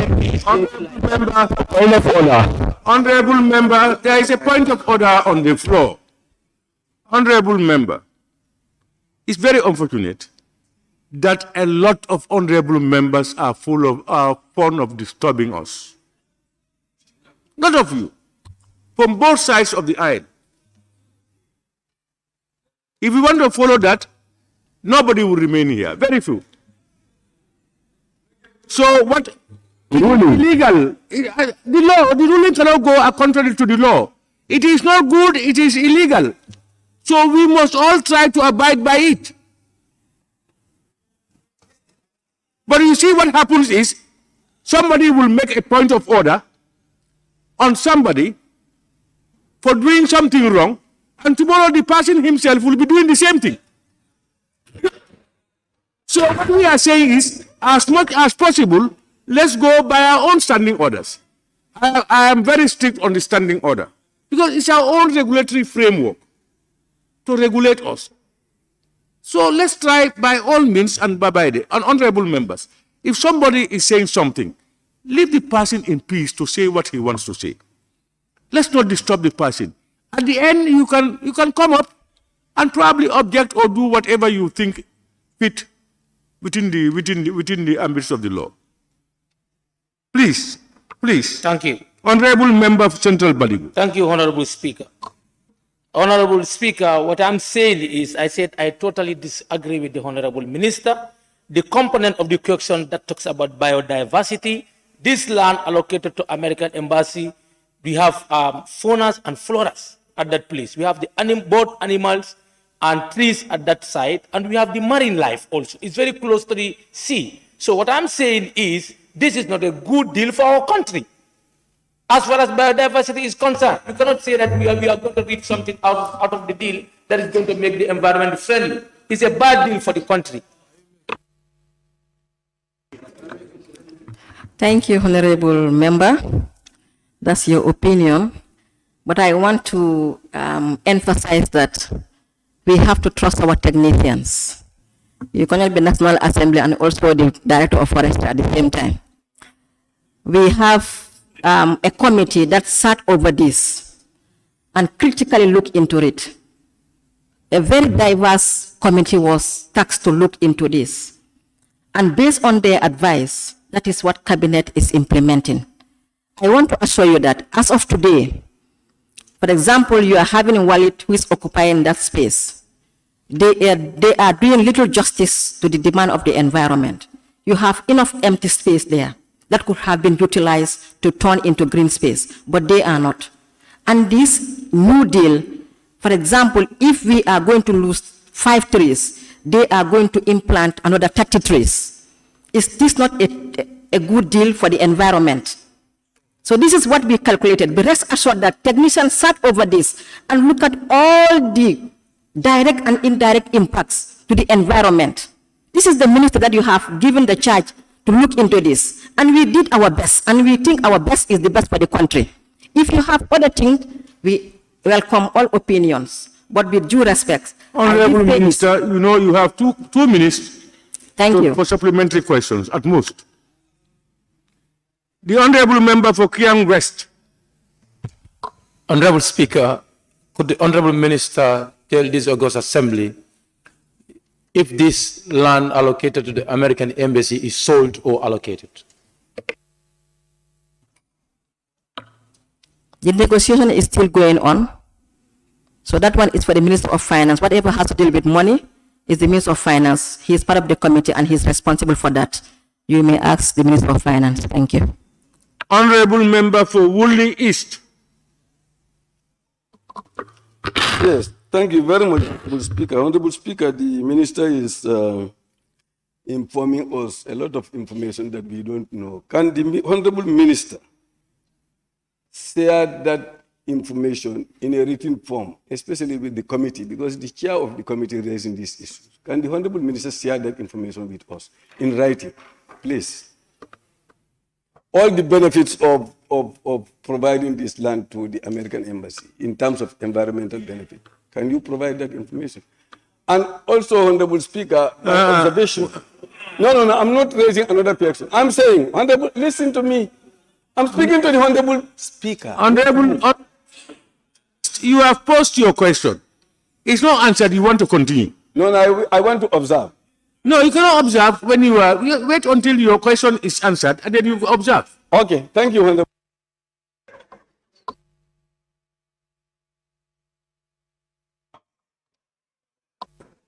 Honourable Member, Honourable Minister. Yes, I am not the leader of this committee. I will throw the question to the leader of the committee for him to decide, because the Minister of Justice is the leader of the committee, because this has to do with international agreements. So he is the one who is leading this negotiation. I will sell it to him, and if he buys in, we will provide a comprehensive report to you. There is no problem. We don't have anything to hide. Thank you. Honourable Member for Latrikunda Sabigi. Thank you very much, Honourable Speaker. I just want to say this briefly. So when Honourable Ministers come here, when they are talking to the National Assembly, they need to have a good choice of words. The Honourable Minister just told Honourable Member of Central Body, you cannot be National Assembly Member and Director of Forestry. And National Assembly has oversight all over this body. So Honourable Member, is that a question? It's not, That's why I say I want to make a statement before my question. My question is... You see? No. My question Honourable, please, take a seat first. Honourable, let's abide by our laws. Parliament has a processes and procedures. You know, I said this many times. Here in this hall, we are at liberty to bring the roof down. Yes, that's what the Constitution provides. We can shout, we can incite, we can do anything. That warranted parliamentarians to come out with the standing order to regulate ourselves. Because the people trusted us and gave us those powers. But amongst us also, we must regulate ourselves. That's why we came out with the standing orders. And it's ours. And it's now a legal instrument. Why can't we abide by it? Please. The Honourable Minister said, you cannot be a parliamentarian and be a minister. I don't see anything adverse about it. No. So what we are saying is, even if there is a way to present your case. Now we are with the supplementary questions, and you are giving a statement on. Speaker, can I observe you, please? Honourable Member for Janjambure. To observe or to... Your question. My question. What's not this? Okay, Honourable Speaker, the Honourable Minister did respond that the said land that is at Bigelow, there is a swap per se in between the government and the American embassy. Or there's a swap of land that they will give you another land and they build whatever. So what I want to understand, if you can actually inform this August Assembly as per where the said land is allocated that they should be building for the government. Thank you. The said land where they should be building their embassy. They should. What they should build for the government. Speaker, just to clarify, when the minister was responding to one of the questions, she said the allocated land to the American embassy is in a form of a swap. And what I want to understand here is, if it is going to be a swap, where exactly is the swap land located? Thank you. Thank you. Maybe I speak very fast. I'm not talking about the wallet itself. I spoke about the visitor center, which is under my ministry.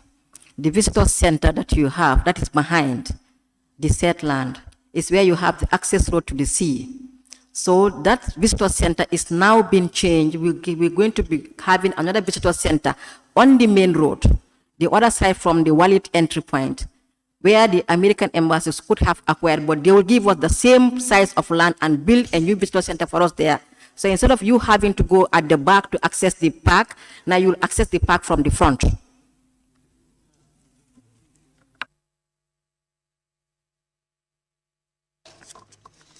Question number 0262 of 2022 by the Honourable Member for Geswang.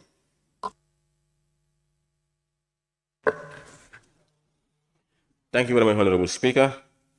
Honourable Speaker, can the Honourable Minister for the Environment, Climate Change and Natural Resources tell this August Assembly what plans the Ministry have to recover the Tambi wetland, which we are not losing because of buildings of stores and houses in the area? Thank you. This arrangement was effected during the former government, when the Banjul City Council requested from the president to give them the right to allocate or sell land at the Tambi area to boost the economic of the council, and also Banjul. So that was already effected when this new government came.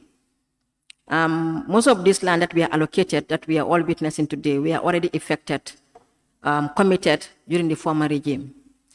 But with the new exposure to the climate change, the president has already given an authority to withdraw that power. So effect from now, the city council has no other right to allocate, and even those that are allocated and yet to be constructed would not be given approval to construct. For the already constructed areas, we also have to be both economic, social, and environmentally conscious in this. In as much as the environment is affected, which we all agree to, an effort has been done to stop it. But to reallocate the already constructed area required a huge amount of cost, which government is constrained. We're looking for plan B. And plan B, as per the advice of the technicians, is to plant, aggressively, urgently plant mangrove trees that will serve as a carbon sink and natural reservoir for excess water to mitigate floods. They are very quick in doing that. And NEA will work with the council to control dump sites and also not allow the area to be exposed to further encroachment with immediate effect. In connection to the same thing, NEA has already written to the Ministry of Lands to cancel all allocations affected to the Kamalo area, which indirectly has a connection with the Tambi wetland. So for immediate effect, hence there is no construction made, we cancel all allocations to avert further consequences. So that has already been done, but notwithstanding, and a proper, a more detailed environment impact assessment will be done to advise government as to whether this is a feasible land for us to use for institutional reserve or not. Thank you. Thank you, Honourable Minister. Honourable Minister, let me put it to you that not only Banjul or Kamalo, if you come to Old Joswang towards the Abuko area, we are now losing our Tanmi wetland because of the same problem. And currently, Honourable Minister, during the flood period of this year, most of this flood was caused by this building because of the blockage of access of the water, the water point. We are all blocked because of this building. I think it's very important for you to act as quickly as possible because currently buildings are currently going on. Honourable member, put your question, supplementary. To take on these areas because currently buildings are going on. What is your immediate plan on this? As I said initially, the assessment of the climate change impact on us, which includes the Tambi areas, is already on, and we are yet to finalize the implementation plans. Maybe that will also result to demolishing buildings and not also giving permit to those that are already having lands. That will be effected as soon as we agree on what to do as our medium and long-term plans. But for now, we have no authority because the team has not started to agree on what to do to stop buildings from going on. It's unfortunate, but we have to allow the buildings to go on. If need be, we'll demolish and look at what we can compensate, or technicians would advise as to the best way how to navigate on these problems. That will be dictated by the report. Honourable Minister, would that not be a cost to government to wait until they build and you demolish? And as you are part of government also, my question is, can you talk to the Ministry of Petroleum or NAWEC to stop allocating or giving them access to water and electricity? Because currently, if you go to that area, it's a no-go area currently. We cannot just say we stop them from building or continue on their lives without any evidence. We have to get the evidence. You might be surprised that we have a plan B that will not necessarily have to deal with demolishing the structures. That will be more ideal for you and for me and less cost to government. So let's just patiently wait and see what the response strategy is going to dictate us to do, and we'll implement as quickly as possible. Honourable Member for Central Badibu. Thank you, Honourable Speaker. Honourable Minister, you just attended, or your ministry attended COP27 of recent, and you know that climate change is real. what the Honourable Member of Joshua, the question that he is asking, the Tambi forest is seriously threatening our aquatic animals. They cannot breed any longer. And you don't need any evidence or research into that. Just go around, you will see what is happening. And still they are constructing. So we mean, what immediate measures do you have as a ministry? Maybe you are shifting to the last question by the Joshua National Assembly member. That was already on the human-wildlife conflict. We are aware of that, and already there are, that is, anyway, as far as I'm concerned, because he's saying that that's not the question, that's why I'm stopping to revise. As far as I'm concerned, we cannot act without information, in as much as we think that that's not the best option for now, but we have no technical backing to implement it. So wait for us to have the technical backing to implement. Where we think that it has no effect on anybody, we've just given an authority to stop the allocations and no approval will be given for constructions. But in this case, people have ownership of their lands. If you want to stop them, you must have an evidence plan to stop them from building. So we will patiently wait for the response strategy to dictate us what to do. If it says we are not going to give them any permit or demolish, we will do that accordingly. I keep repeating myself on this, but that is the stand of the ministry. Honourable Member for Lower Salum. Thank you, Honourable Speaker. Honourable Speaker, you said the assessment is going. The assessment is ongoing. Now, for instance, the member doubts. Now, if the assessment touch those buildings that are already under construction, are you ready to demolish the properties? When is a cost of to the government? Why not you make a stop of it for now, before the assessment will finish? Honourable Member, Honourable Minister, please. Honourable Member, I think the same question almost the Honourable Member asked.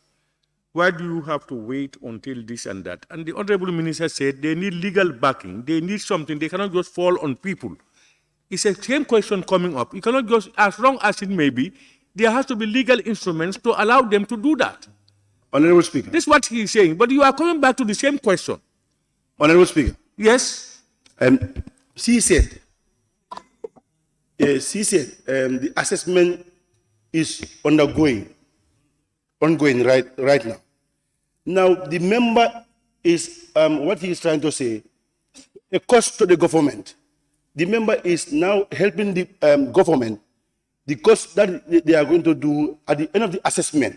Why not he pinpoint those assessments now and allow them to stop the building first, then they go on their assessment? This is what the member is trying to say. I don't know whether you followed. Anyway, give the chance to the Honourable Minister. Listen to the Honourable Minister. What I'm saying is, that's just the foresight of all of us, that the buildings are affecting the waterway. But we might not know that there is a less strategy that has been outlined in the report. That would not necessarily say that we have to stop them from building, but we have to create waterways. In case that is on the report, and we ask them not to build the structures, when actually building the structures is not affecting the waterways. So we have to be settled on what actually do we want to implement as to the plan to mitigate the floods.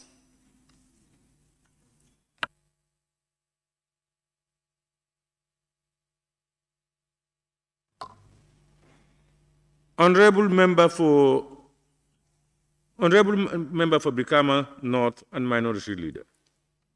Thank you very much, Honourable Speaker. Honourable Minister, in your response, you indicated that there were cancellations of all allocations in the Kamalo area, which has connection to the Tambi wetland. Have you made any arrangement for relocation of those allocations that were cancelled? If so, which areas are these relocations supposed to be? The Tambi wetland is an institutional layout. Government has the liberty to reallocate them wherever they think is feasible.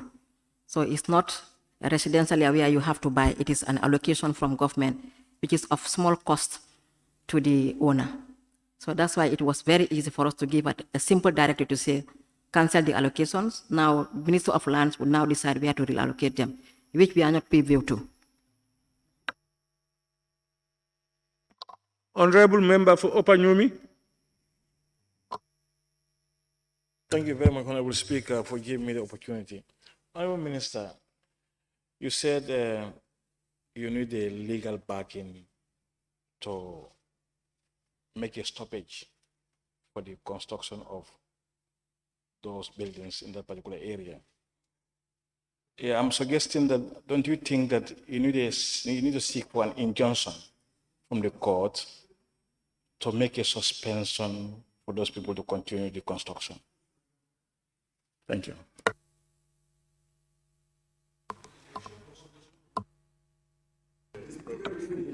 Okay, that's a suggestion. As far as having the Ministry of Land in the response task force, we will discuss this and see, if possible, we will have a joint visit to look at the magnitude. Maybe some of you know something that we are not privileged to know. So we'll have to visit there and then see actually what are you saying. Because why I'm insisting that we have to wait for the report, that one is a technical report that is going to back whatever we're going to do. But now if you go there as a ministry, we still have to go again and sell this to cabinet and then to make sure that at least we have a stronger base to act on it. But again, I will constitute a site visit immediately with the task force to make sure that we look at what you're saying, including the National Assembly member concerned, inshallah. You'll be informed by next week, we'll go and visit the site. Honourable Member for Lower Badibu. Thank you very much, Honourable Speaker, for giving me the floor. Honourable Minister, you did mention that Tambi wetland within BANJUL was given to BCC by the former regime. Can you tell us the same Tambi starting from Joshua towards Abuko, who allocated that area to the people who are presently occupying that area?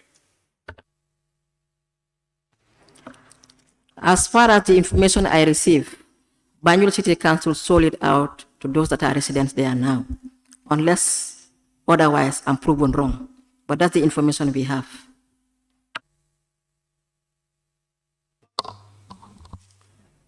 Question number 0263 of 2022 by the Honourable Member for Jeswang.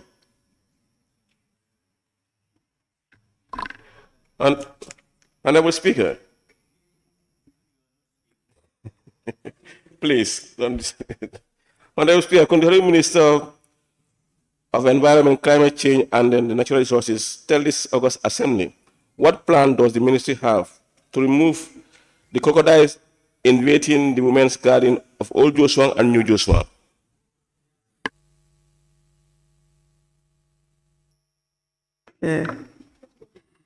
Thank you.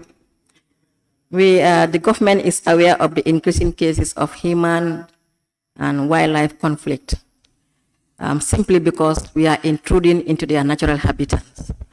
And that is exactly why we'll have to visit there to assess it. When as far as I'm concerned now, Parks and Wildlife is having a response team on the ground, and they are in consultation with the community.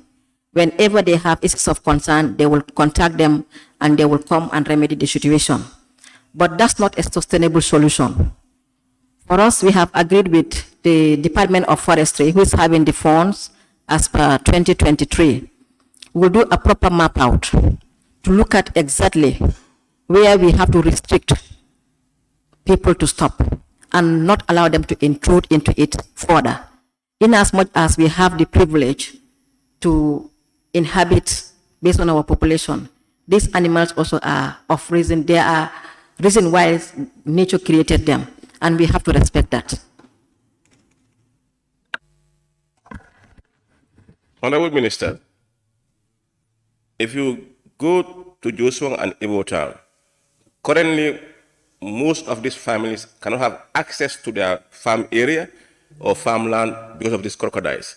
What are your plans to help those families? Because currently they are suffering. As you rightly mentioned, people invaded their areas, and that's what about this concern we are talking about. What are your immediate plans to help those families? That's what I said. The Department of Forestry is having funds to support comprehensive mapping. So after the mapping, we'll advise either for those people to avoid those farmlands and relocate, or we look for plan B to make sure that we relocate those animals. We understand that as per the experts' advice, these animals, they produce in numbers, in large numbers. And even whereas we allow people to stay there and then the animals continue to multiply, they will still come and even demand us where we are. So we have to look for both options to make sure that we reduce the populations as per what dictates on the CITES bill, that they are also their rights, and also to plan for people where to stop and where not. We will do that before the end of 2023, inshallah. Honourable Minister,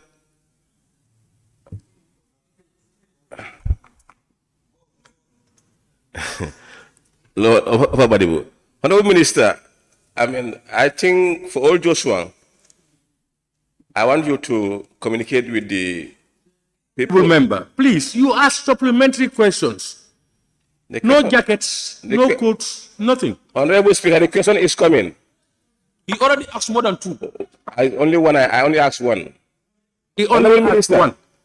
What are your plans? You are not speaker. What are your plans to link with the Kachikali crocodile? How to call it? Crocodile owners to come and get their crocodiles from Old Joshua.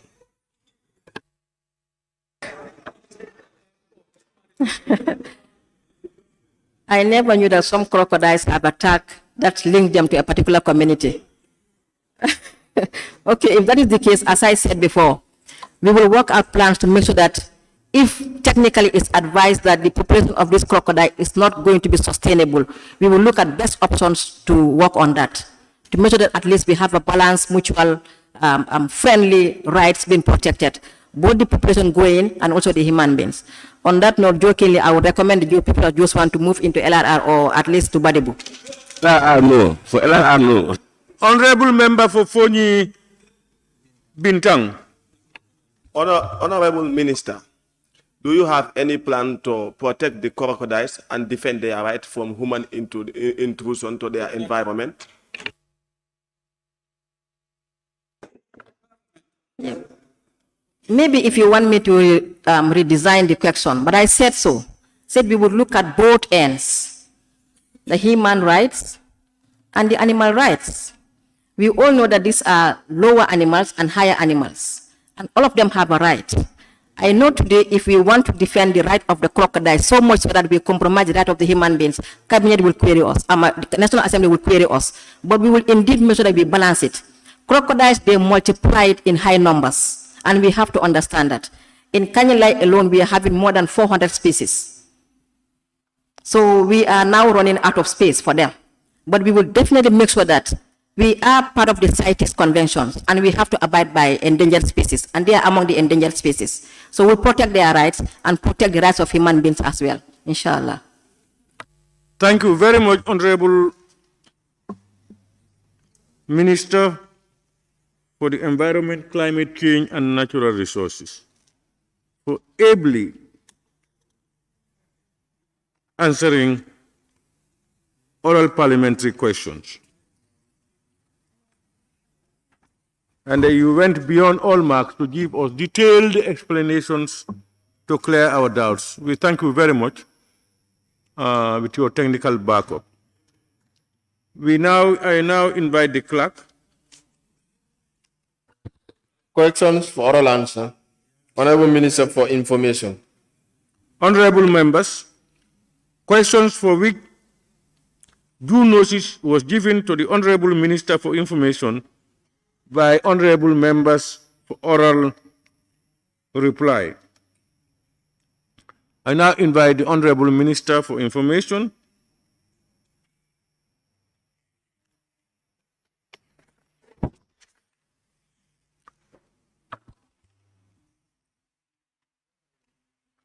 Question number 0264 of 2022 by the Honourable Member for Nyamina East.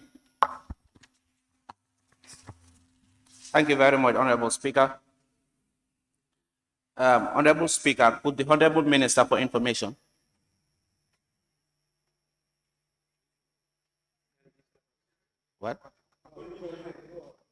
Honourable Speaker, could the Honourable Minister for Information tell this August Assembly what measures is his ministry taking to control disinformation across the country? Thank you.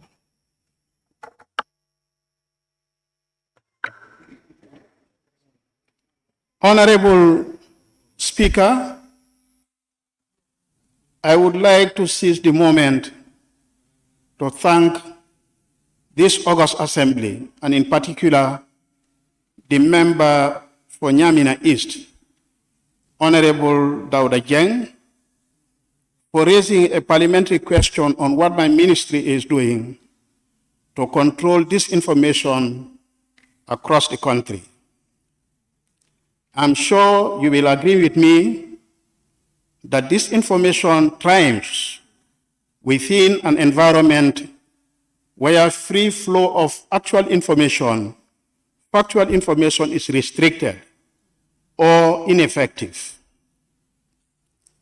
In educating the citizenry on matters relating activities that straddle their collective aspirations for socio-economic advancement. Recognizing access to information as a universal right and knowing the potency of its timeliness in diffusing disinformation and its corrosive social impacts, my ministry is addressing disinformation using multi-prongs as laid out below. 1, enforcement of specific radio licensing obligation that oblige community and commercial radio stations to link up with GRTS during news time to promote universal access to information irrespective of the broadcast outlet one tunes into. 2, accelerate the implementation of the Access to Information Act 2021 with a view to promoting universal access to unclassified information from public and publicly funded entities through solicitation and proactive voluntary dissemination. 3, deployment of information officers across government institutions to provide newsworthy items with a view to inform and educate the citizenry on specific activities of government through those institutions. 4, plans are afoot in the fiscal year 2023 manpower budget implementation for the deployment of information officers at the offices of regional governors and revival of regional community information center to enhance public access to information. Finally, number 5, the ministry will seek collaboration with the National Assembly, the Ministry of Justice, and other relevant stakeholders to enact a new Information Act 2023-24 that is envisaged to ensure a responsible and responsive information value chain capable of crystallizing the information of the formation of knowledge and information societies in the Gambia. Honourable Speaker, these are the responses we have prepared to clarify the efforts of the ministry in dealing with the question of disinformation in the Gambia. Thank you very much, Honourable Speaker. No supplementary. Thank you. Fonyi Bintang Karanai. Thank you. The system you build is a system that will bring you down. By creating this new Information Act, will that not intrude into our democracy? Thank you very much. The ministry does not think so. Looking at information from the perspective of rights, the information is a fundamental human right, especially information that governs a people, would not be seen as an intrusion, in a negative intrusion of our democracy. Thank you. Thank you, Honourable Minister.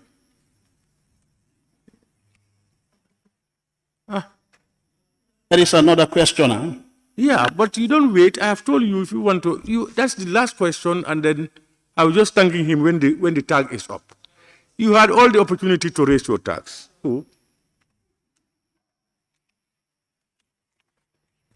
Thank you, Honourable Speaker, and the Assembly as a whole. No, Honourable Member, there are some more. All right. From you, Bintang. Somebody, what? You have not written his name? No, this one. This one. All right. We have Central Badibu. Thank you. Honorable Speaker, Honorable Minister, in your response, you well articulated that you collaborate with the local radio stations in ensuring that information flow well, and so that this information will not be considered much in our new dispensation or in our democratic dispensation. But in limiting the radio stations also to operate, hope does not also another infringe of right or the embargo on operating of private radio stations? Can you come more clearly, because it is not understood? Those who, you talk about the essential role that the radio stations are playing, particularly in the rural Gambia. Now, putting an embargo on operation of certain radio stations, the issuance of licenses, hope is not also an infringe of rights. Oh, okay. Thank you very much, Honorable Member. We don't think so. Actually, in any system, in any organized system, there should be control mechanisms of demand and supply. And considering the proliferation of radio stations in the Gambia within the time frame that they have, cannot be any denial of our democracy in the system. And it is not a permanent embargo. It is to enable the ministry assess the ground, then come up with more informed decisions. Thank you. Honorable Member for Latrikunda Sabiji. Thank you very much, Honorable Speaker. You are not doing with Honorable Minister, but he wanted to pack and go quickly.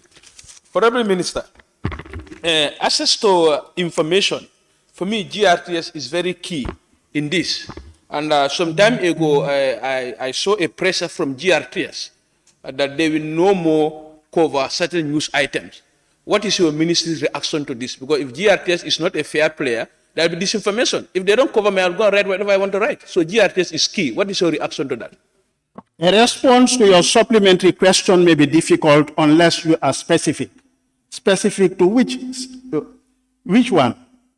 You said you had or you saw something on GRTS. It has to be specific to enable me to respond to you more appropriately. The one they said if there is any planned demonstration by any civil society organization, they will not cover it.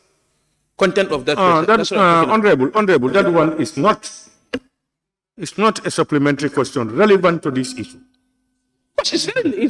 Honorable, I am ruling that it's not supplementary. Honorable Member for Woolly East. Yes, thank you very much, Honorable Speaker. Honorable Speaker, as you know, disinformation thrives in a society where there is no divergence and dissenting opinion. Could the Honorable Minister of Information assure this Honorable House that the ministry will ensure that the state-owned news media will promote divergence and dissenting opinion in their operations? Thank you very much, Honorable Member.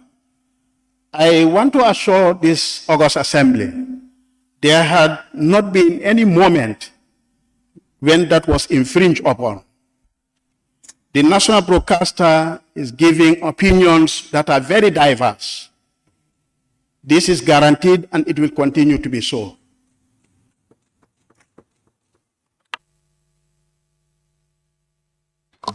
Honourable Member for Bakau. Withdrawn. You have withdrawn.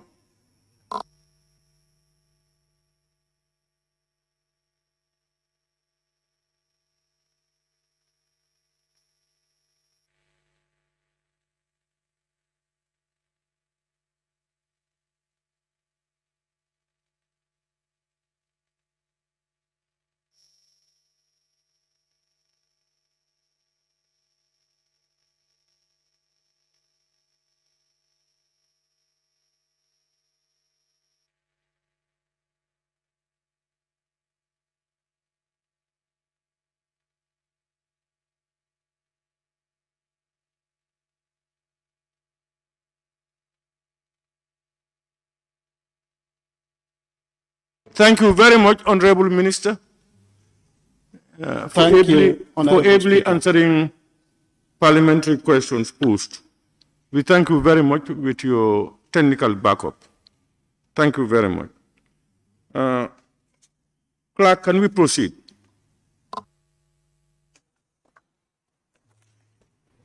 Motion.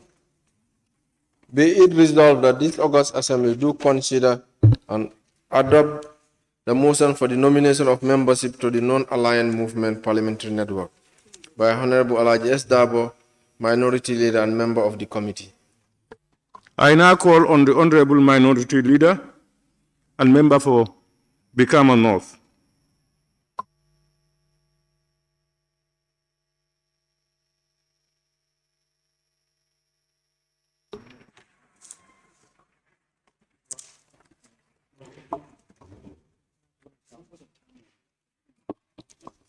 Thank you very much, Honourable Speaker. I also move the motion for the nomination of the membership to the Non-Aligned Movement Parliamentary Network. Honourable Speaker, I also move that this August Assembly do consider and adopt the motion for the nomination of membership to the Non-Aligned Movement Parliamentary Network. Honourable Speaker, at the 18th Summit of the Non-Aligned Movement, NAM, held in Baku, Azerbaijan, for the period 25th to 26th October 2019. Heads of state and government decided that at the Baku final outcome document to expand and then deepen interaction and cooperation with parliamentarians of NAM on the recognition that they can perform a constructive role towards the attainment of the principles, ideals, and purposes of the movement. The movement recognizing and acknowledging the significant role that parliamentarians of its member states can play in ensuring full and effective compliance with founding principles of the movement, initiated parliamentary cooperation between NAM. Honourable Speaker, generally parliamentarians at national policies serve as representatives of the people, notwithstanding parliamentary diplomacy highlights the role of parliamentarians as active members of international relations. Parliamentarians translate international policies to national frameworks and ensure accountability of governments' compliance with their international obligations. This resulted in more institutionalized parliamentary cooperation, example on various regional and international levels like ECOWAS, Parliament, IPU, APU, etc., funded with an aim to address expanding regional and international agendas and its domestic effects. For this reason, the Parliamentary Network of NAM was established, which include parliamentarians from member states, including the Gambia.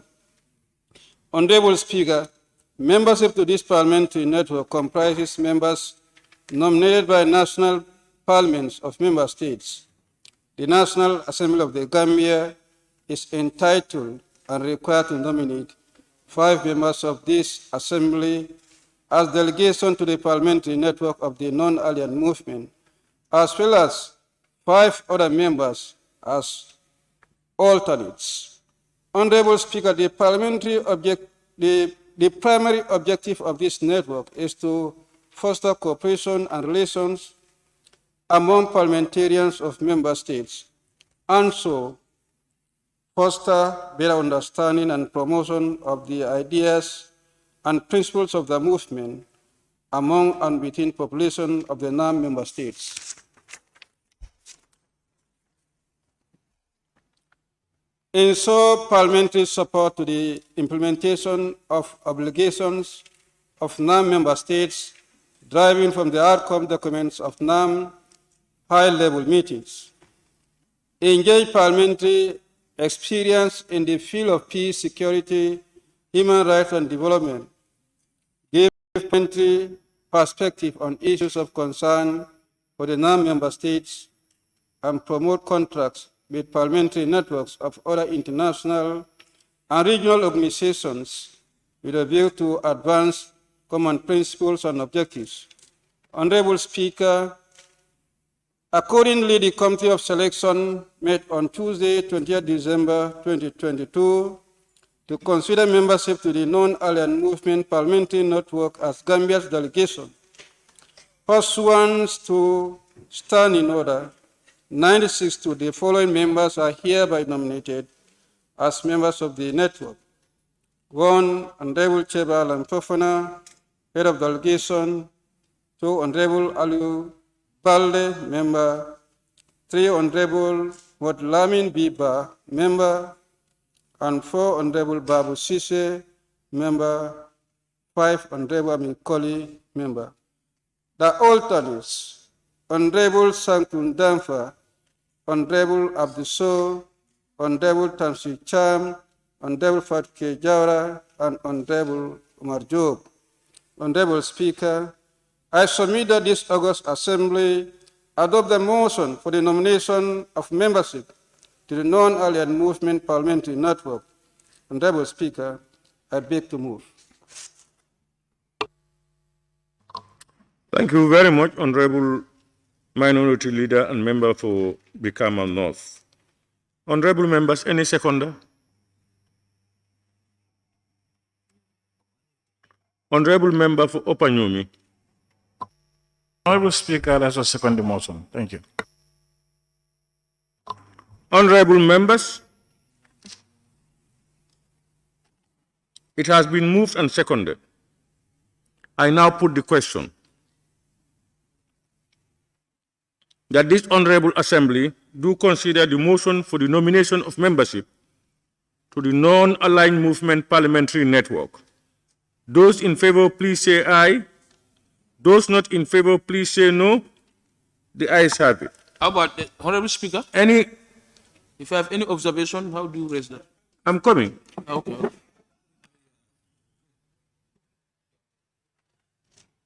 It's for you to consider it that we have tabled. Now you come to consider it. Now any honourable member who wishes to take part may do so. I now begin with you. Honourable member for Latrikunda. Thank you very much, Honourable Speaker. I am very comfortable with the delegation list. Honourable Keba Lang, Aliu Balde, but the alternates, I think Honourable number 4, Fatuke Jawara, is already part of another parliamentary delegation. This should be replaced by somebody who is not part of any parliamentary delegation. Thank you very much.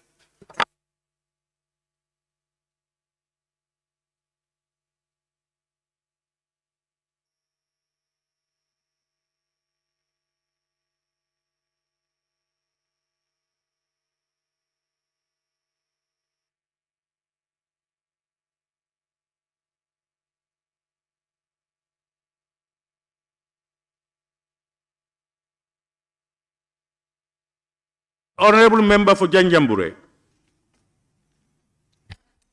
Thank you very much, Speaker. I just want to refer this August Assembly on the standing orders, that is 111, Committee of Selections, because I have some reservations or observations as per how some of these selections are done. And I read, the Committee of Selection shall consist of the Speaker as the chairperson and 5 members of the Assembly, of whom 3 shall be nominated by the Majority Leader and 2 by the Minority Leader in consultation with their respective groups, and shall perform the functions allotted to it by the Standing Committee and any other functions as the Assembly may from time to time counter upon it. And from the Minority Caucus, I am not really sure if this information was really communicated to us, because it seems to be a news to me in particular. And I think with the consultation aspect of things, it seems that have not been done as required. Thank you, Speaker. I beg to take my... Yeah, I think that is an issue that is definitely has very little bearing with the motion. If you have issues with provisions of the standing orders or its implementations, you can make a write-up, or you make a claim, or you consult your various leaders, or even the office of the clerk or myself. Can I come back for clarity, Speaker? Honourable Speaker. Just wait. Honourable Speaker. Honourable Speaker. Yeah, what are you on again? Yeah, I just want to come back on the same thing with better clarities. Honourable Member, remember that this Committee of Selection has met several times. It has been on for several times. If you have an issue with that, it has nothing to do with the motion now. But, Honourable Speaker, I think if I have an issue around it, it will be better Honourable Member for Kenyambure, I have no qualms. When you have problems, you try to get them addressed. No qualms. The time of addressing them is what I have problems with. The current issue on the floor is a motion tabled. You are now talking about the composition of the Committee of Selection, which has been in place, not today, since we started. If you have complaints or whatever observations, it's not time for that. You can go and see your other various leaders, the office of the clerk, or myself. If need be, it will be tabled and then we will discuss it. Honourable Speaker, I would leave it to that, but I think you... Honourable Member, please leave it to that. No more comments on that. Please.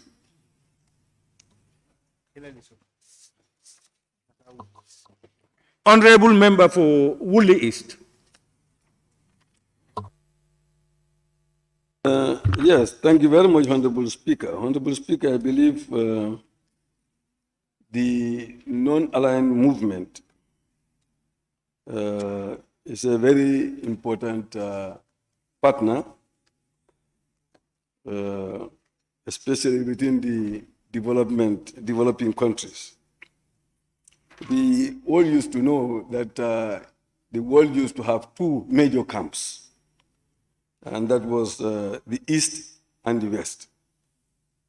And the non-aligned movement came into being to put countries together that would not want to be part of any of the bigger alliances, which usually deals with conflicts. So the non-aligned movement was built up to help developing countries come together so that they can have alternative development programs and systems. And it has been going on for a very long time until development has come, until they have a parliament, and so on and so forth. So I believe that it is important that we build this network. And I also believe that the list should have been provided to us earlier so that we'll be able to do our individual vettings. But all the same, the first 5 names that I had, did not contain a female member. And in many of these parliaments, gender considerations are very crucial there. So I'm thinking that if we can involve a female in the first 5, there is a female there. Okay, you know, that's why we need the list, because it was going very fast. But that's good if you have a female there. So apart from that, Honourable Speaker, I believe that this is a very good thing, and we should not waste much time to adapt it. On that note, I thank you for the time. Thank you very much, Honourable Member for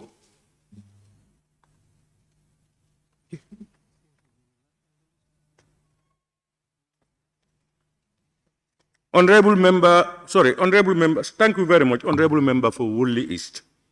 I now invite the Honourable Member for Fonyi Bintang Karanai. Thank you so very much, Honourable Speaker. I have no issue with the network alliance whatsoever it is. I am a supporter of the motion. My only objection, as I state here in the first session, is the committee of selection and their injustice and how they normally select is what I am also always querying about. They tend to fit themselves Honourable into Member, everything. Honourable Member, can you take the seat? According to your request. Honourable Member, you must know parliamentary language. You don't refer to your colleagues when some of them may be more decent than you. You cannot call people... Also in parliament... Honourable Member, please sit down. You cannot call your colleagues that language.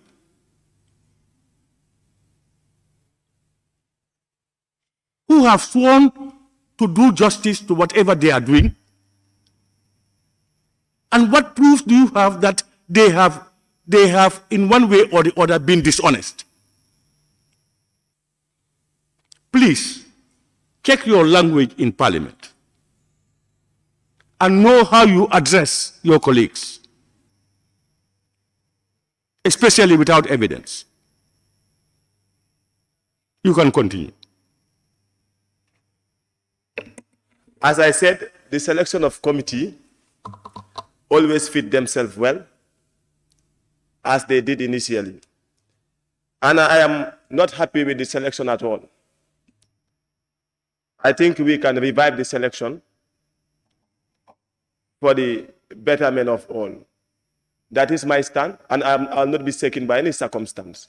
I rest.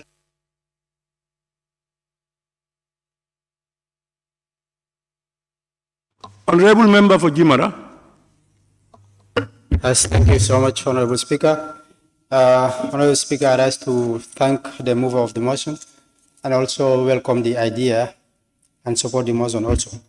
Honourable Speaker, I just have an observation. The first member that took the floor had made some suggestion that the number 4 under the alternates should be removed because she's a member to another network. Honourable Speaker, if you look at the nominated members here, all of them are in other networks. So I don't think it will be fair to remove her and replace her with somebody because she's part of another network. Because looking at the list, I can see all of them are in other networks, different from this one. So I would appeal if the Assembly can adopt this motion as it is. Honourable members, I think the mover of the motion will address that issue. The challenges we had, especially with women, with ladies in Parliament. So I think the mover would address those issues. Honourable members, I now invite the mover of the motion to respond to the issues raised and wind up the debate.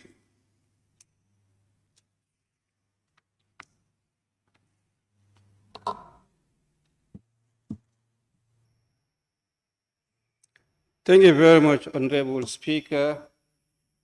If you may pardon me, let me give this background of the non-aligned movement. Honourable Speaker, the non-aligned movement had its origin in Bandung Conference on April 1945 in Indonesia, inspired by three world leaders, Nehru of India, Tito of Yugoslavia, and Nasser of Egypt, and Bandung formulated the concept of non-aligned based on the Third World War, desire not to become involved in the East-West ideological confrontation of the Cold War, and to focus instead on national independence struggles, the alleviation of poverty and economic development. These principles were adopted at the founding Non-Aligned Movement Summit, Belgrade in 1961, whereas the Non-Aligned Movement started with 25 members in 1961. It has now expanded to 115 developing member countries. We constitute nearly 2/3 of the United Nations, and the Gambia is also a member to Non-Alliance Movement. In responding to questions that are raised regarding the alternate number 4, yes, the methodology that was applied looked into issues of political pluralism, the gender, and membership in other international delegations. Based on that, we'll find out that we have limited female members in the National Assembly. There is no way that they cannot be in 1 or 2 international delegations. What happens? All of them are international delegations. If we should have another international delegation, that means 1 or 2 must be in 2 international delegations. That happened in the case of alternate 4, and then member 5, that is in the case of Honourable Ami Koli. So it's because of the limited number of the female members. That's why we have to repeat their membership in the international delegations. And then the question on membership in the Committee of Selection, I think that, as earlier on alluded by the Honourable Speaker, that is not connected to the motion. And then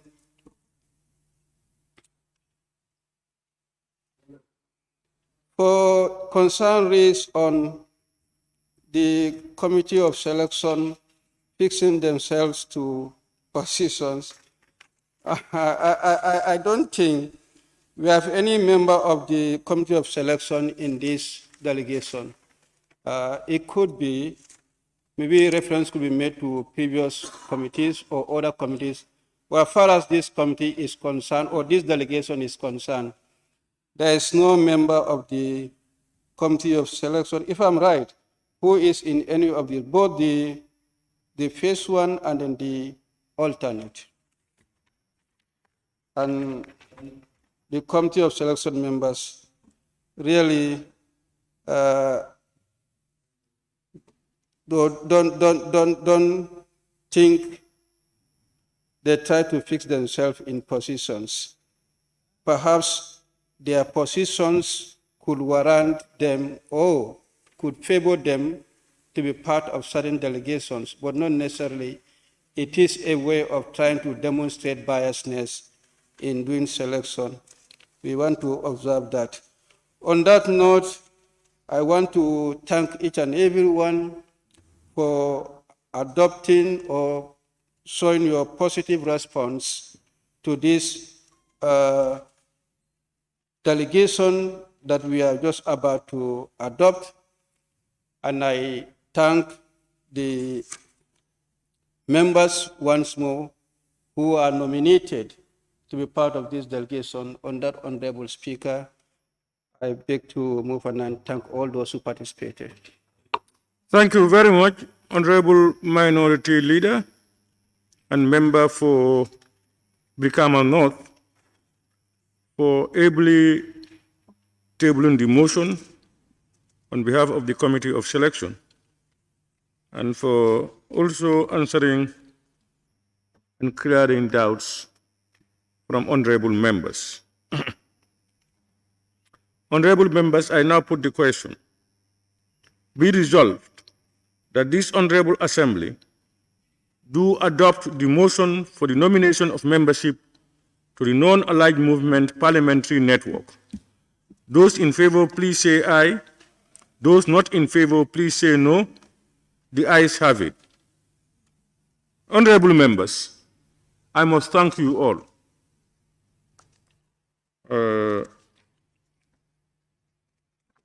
As difficult as it may be, all we are focused in trying to add value in whatever we do for the good of our people. I honestly want to thank you all for your contributions. And of course, the honorable ministers who were here, we want to thank them very much. The clerk and his staff, thank you very much. Honorable members, I now put the question, be resolved that this August Assembly do stand adjourned until Thursday, 22nd December 2022 at 10 a.m. Those in favor, please say aye. Those not in favor, please say no. The ayes have it. The Assembly now stand adjourned until Thursday, 22nd December 2022 at 10 a.m. prompt.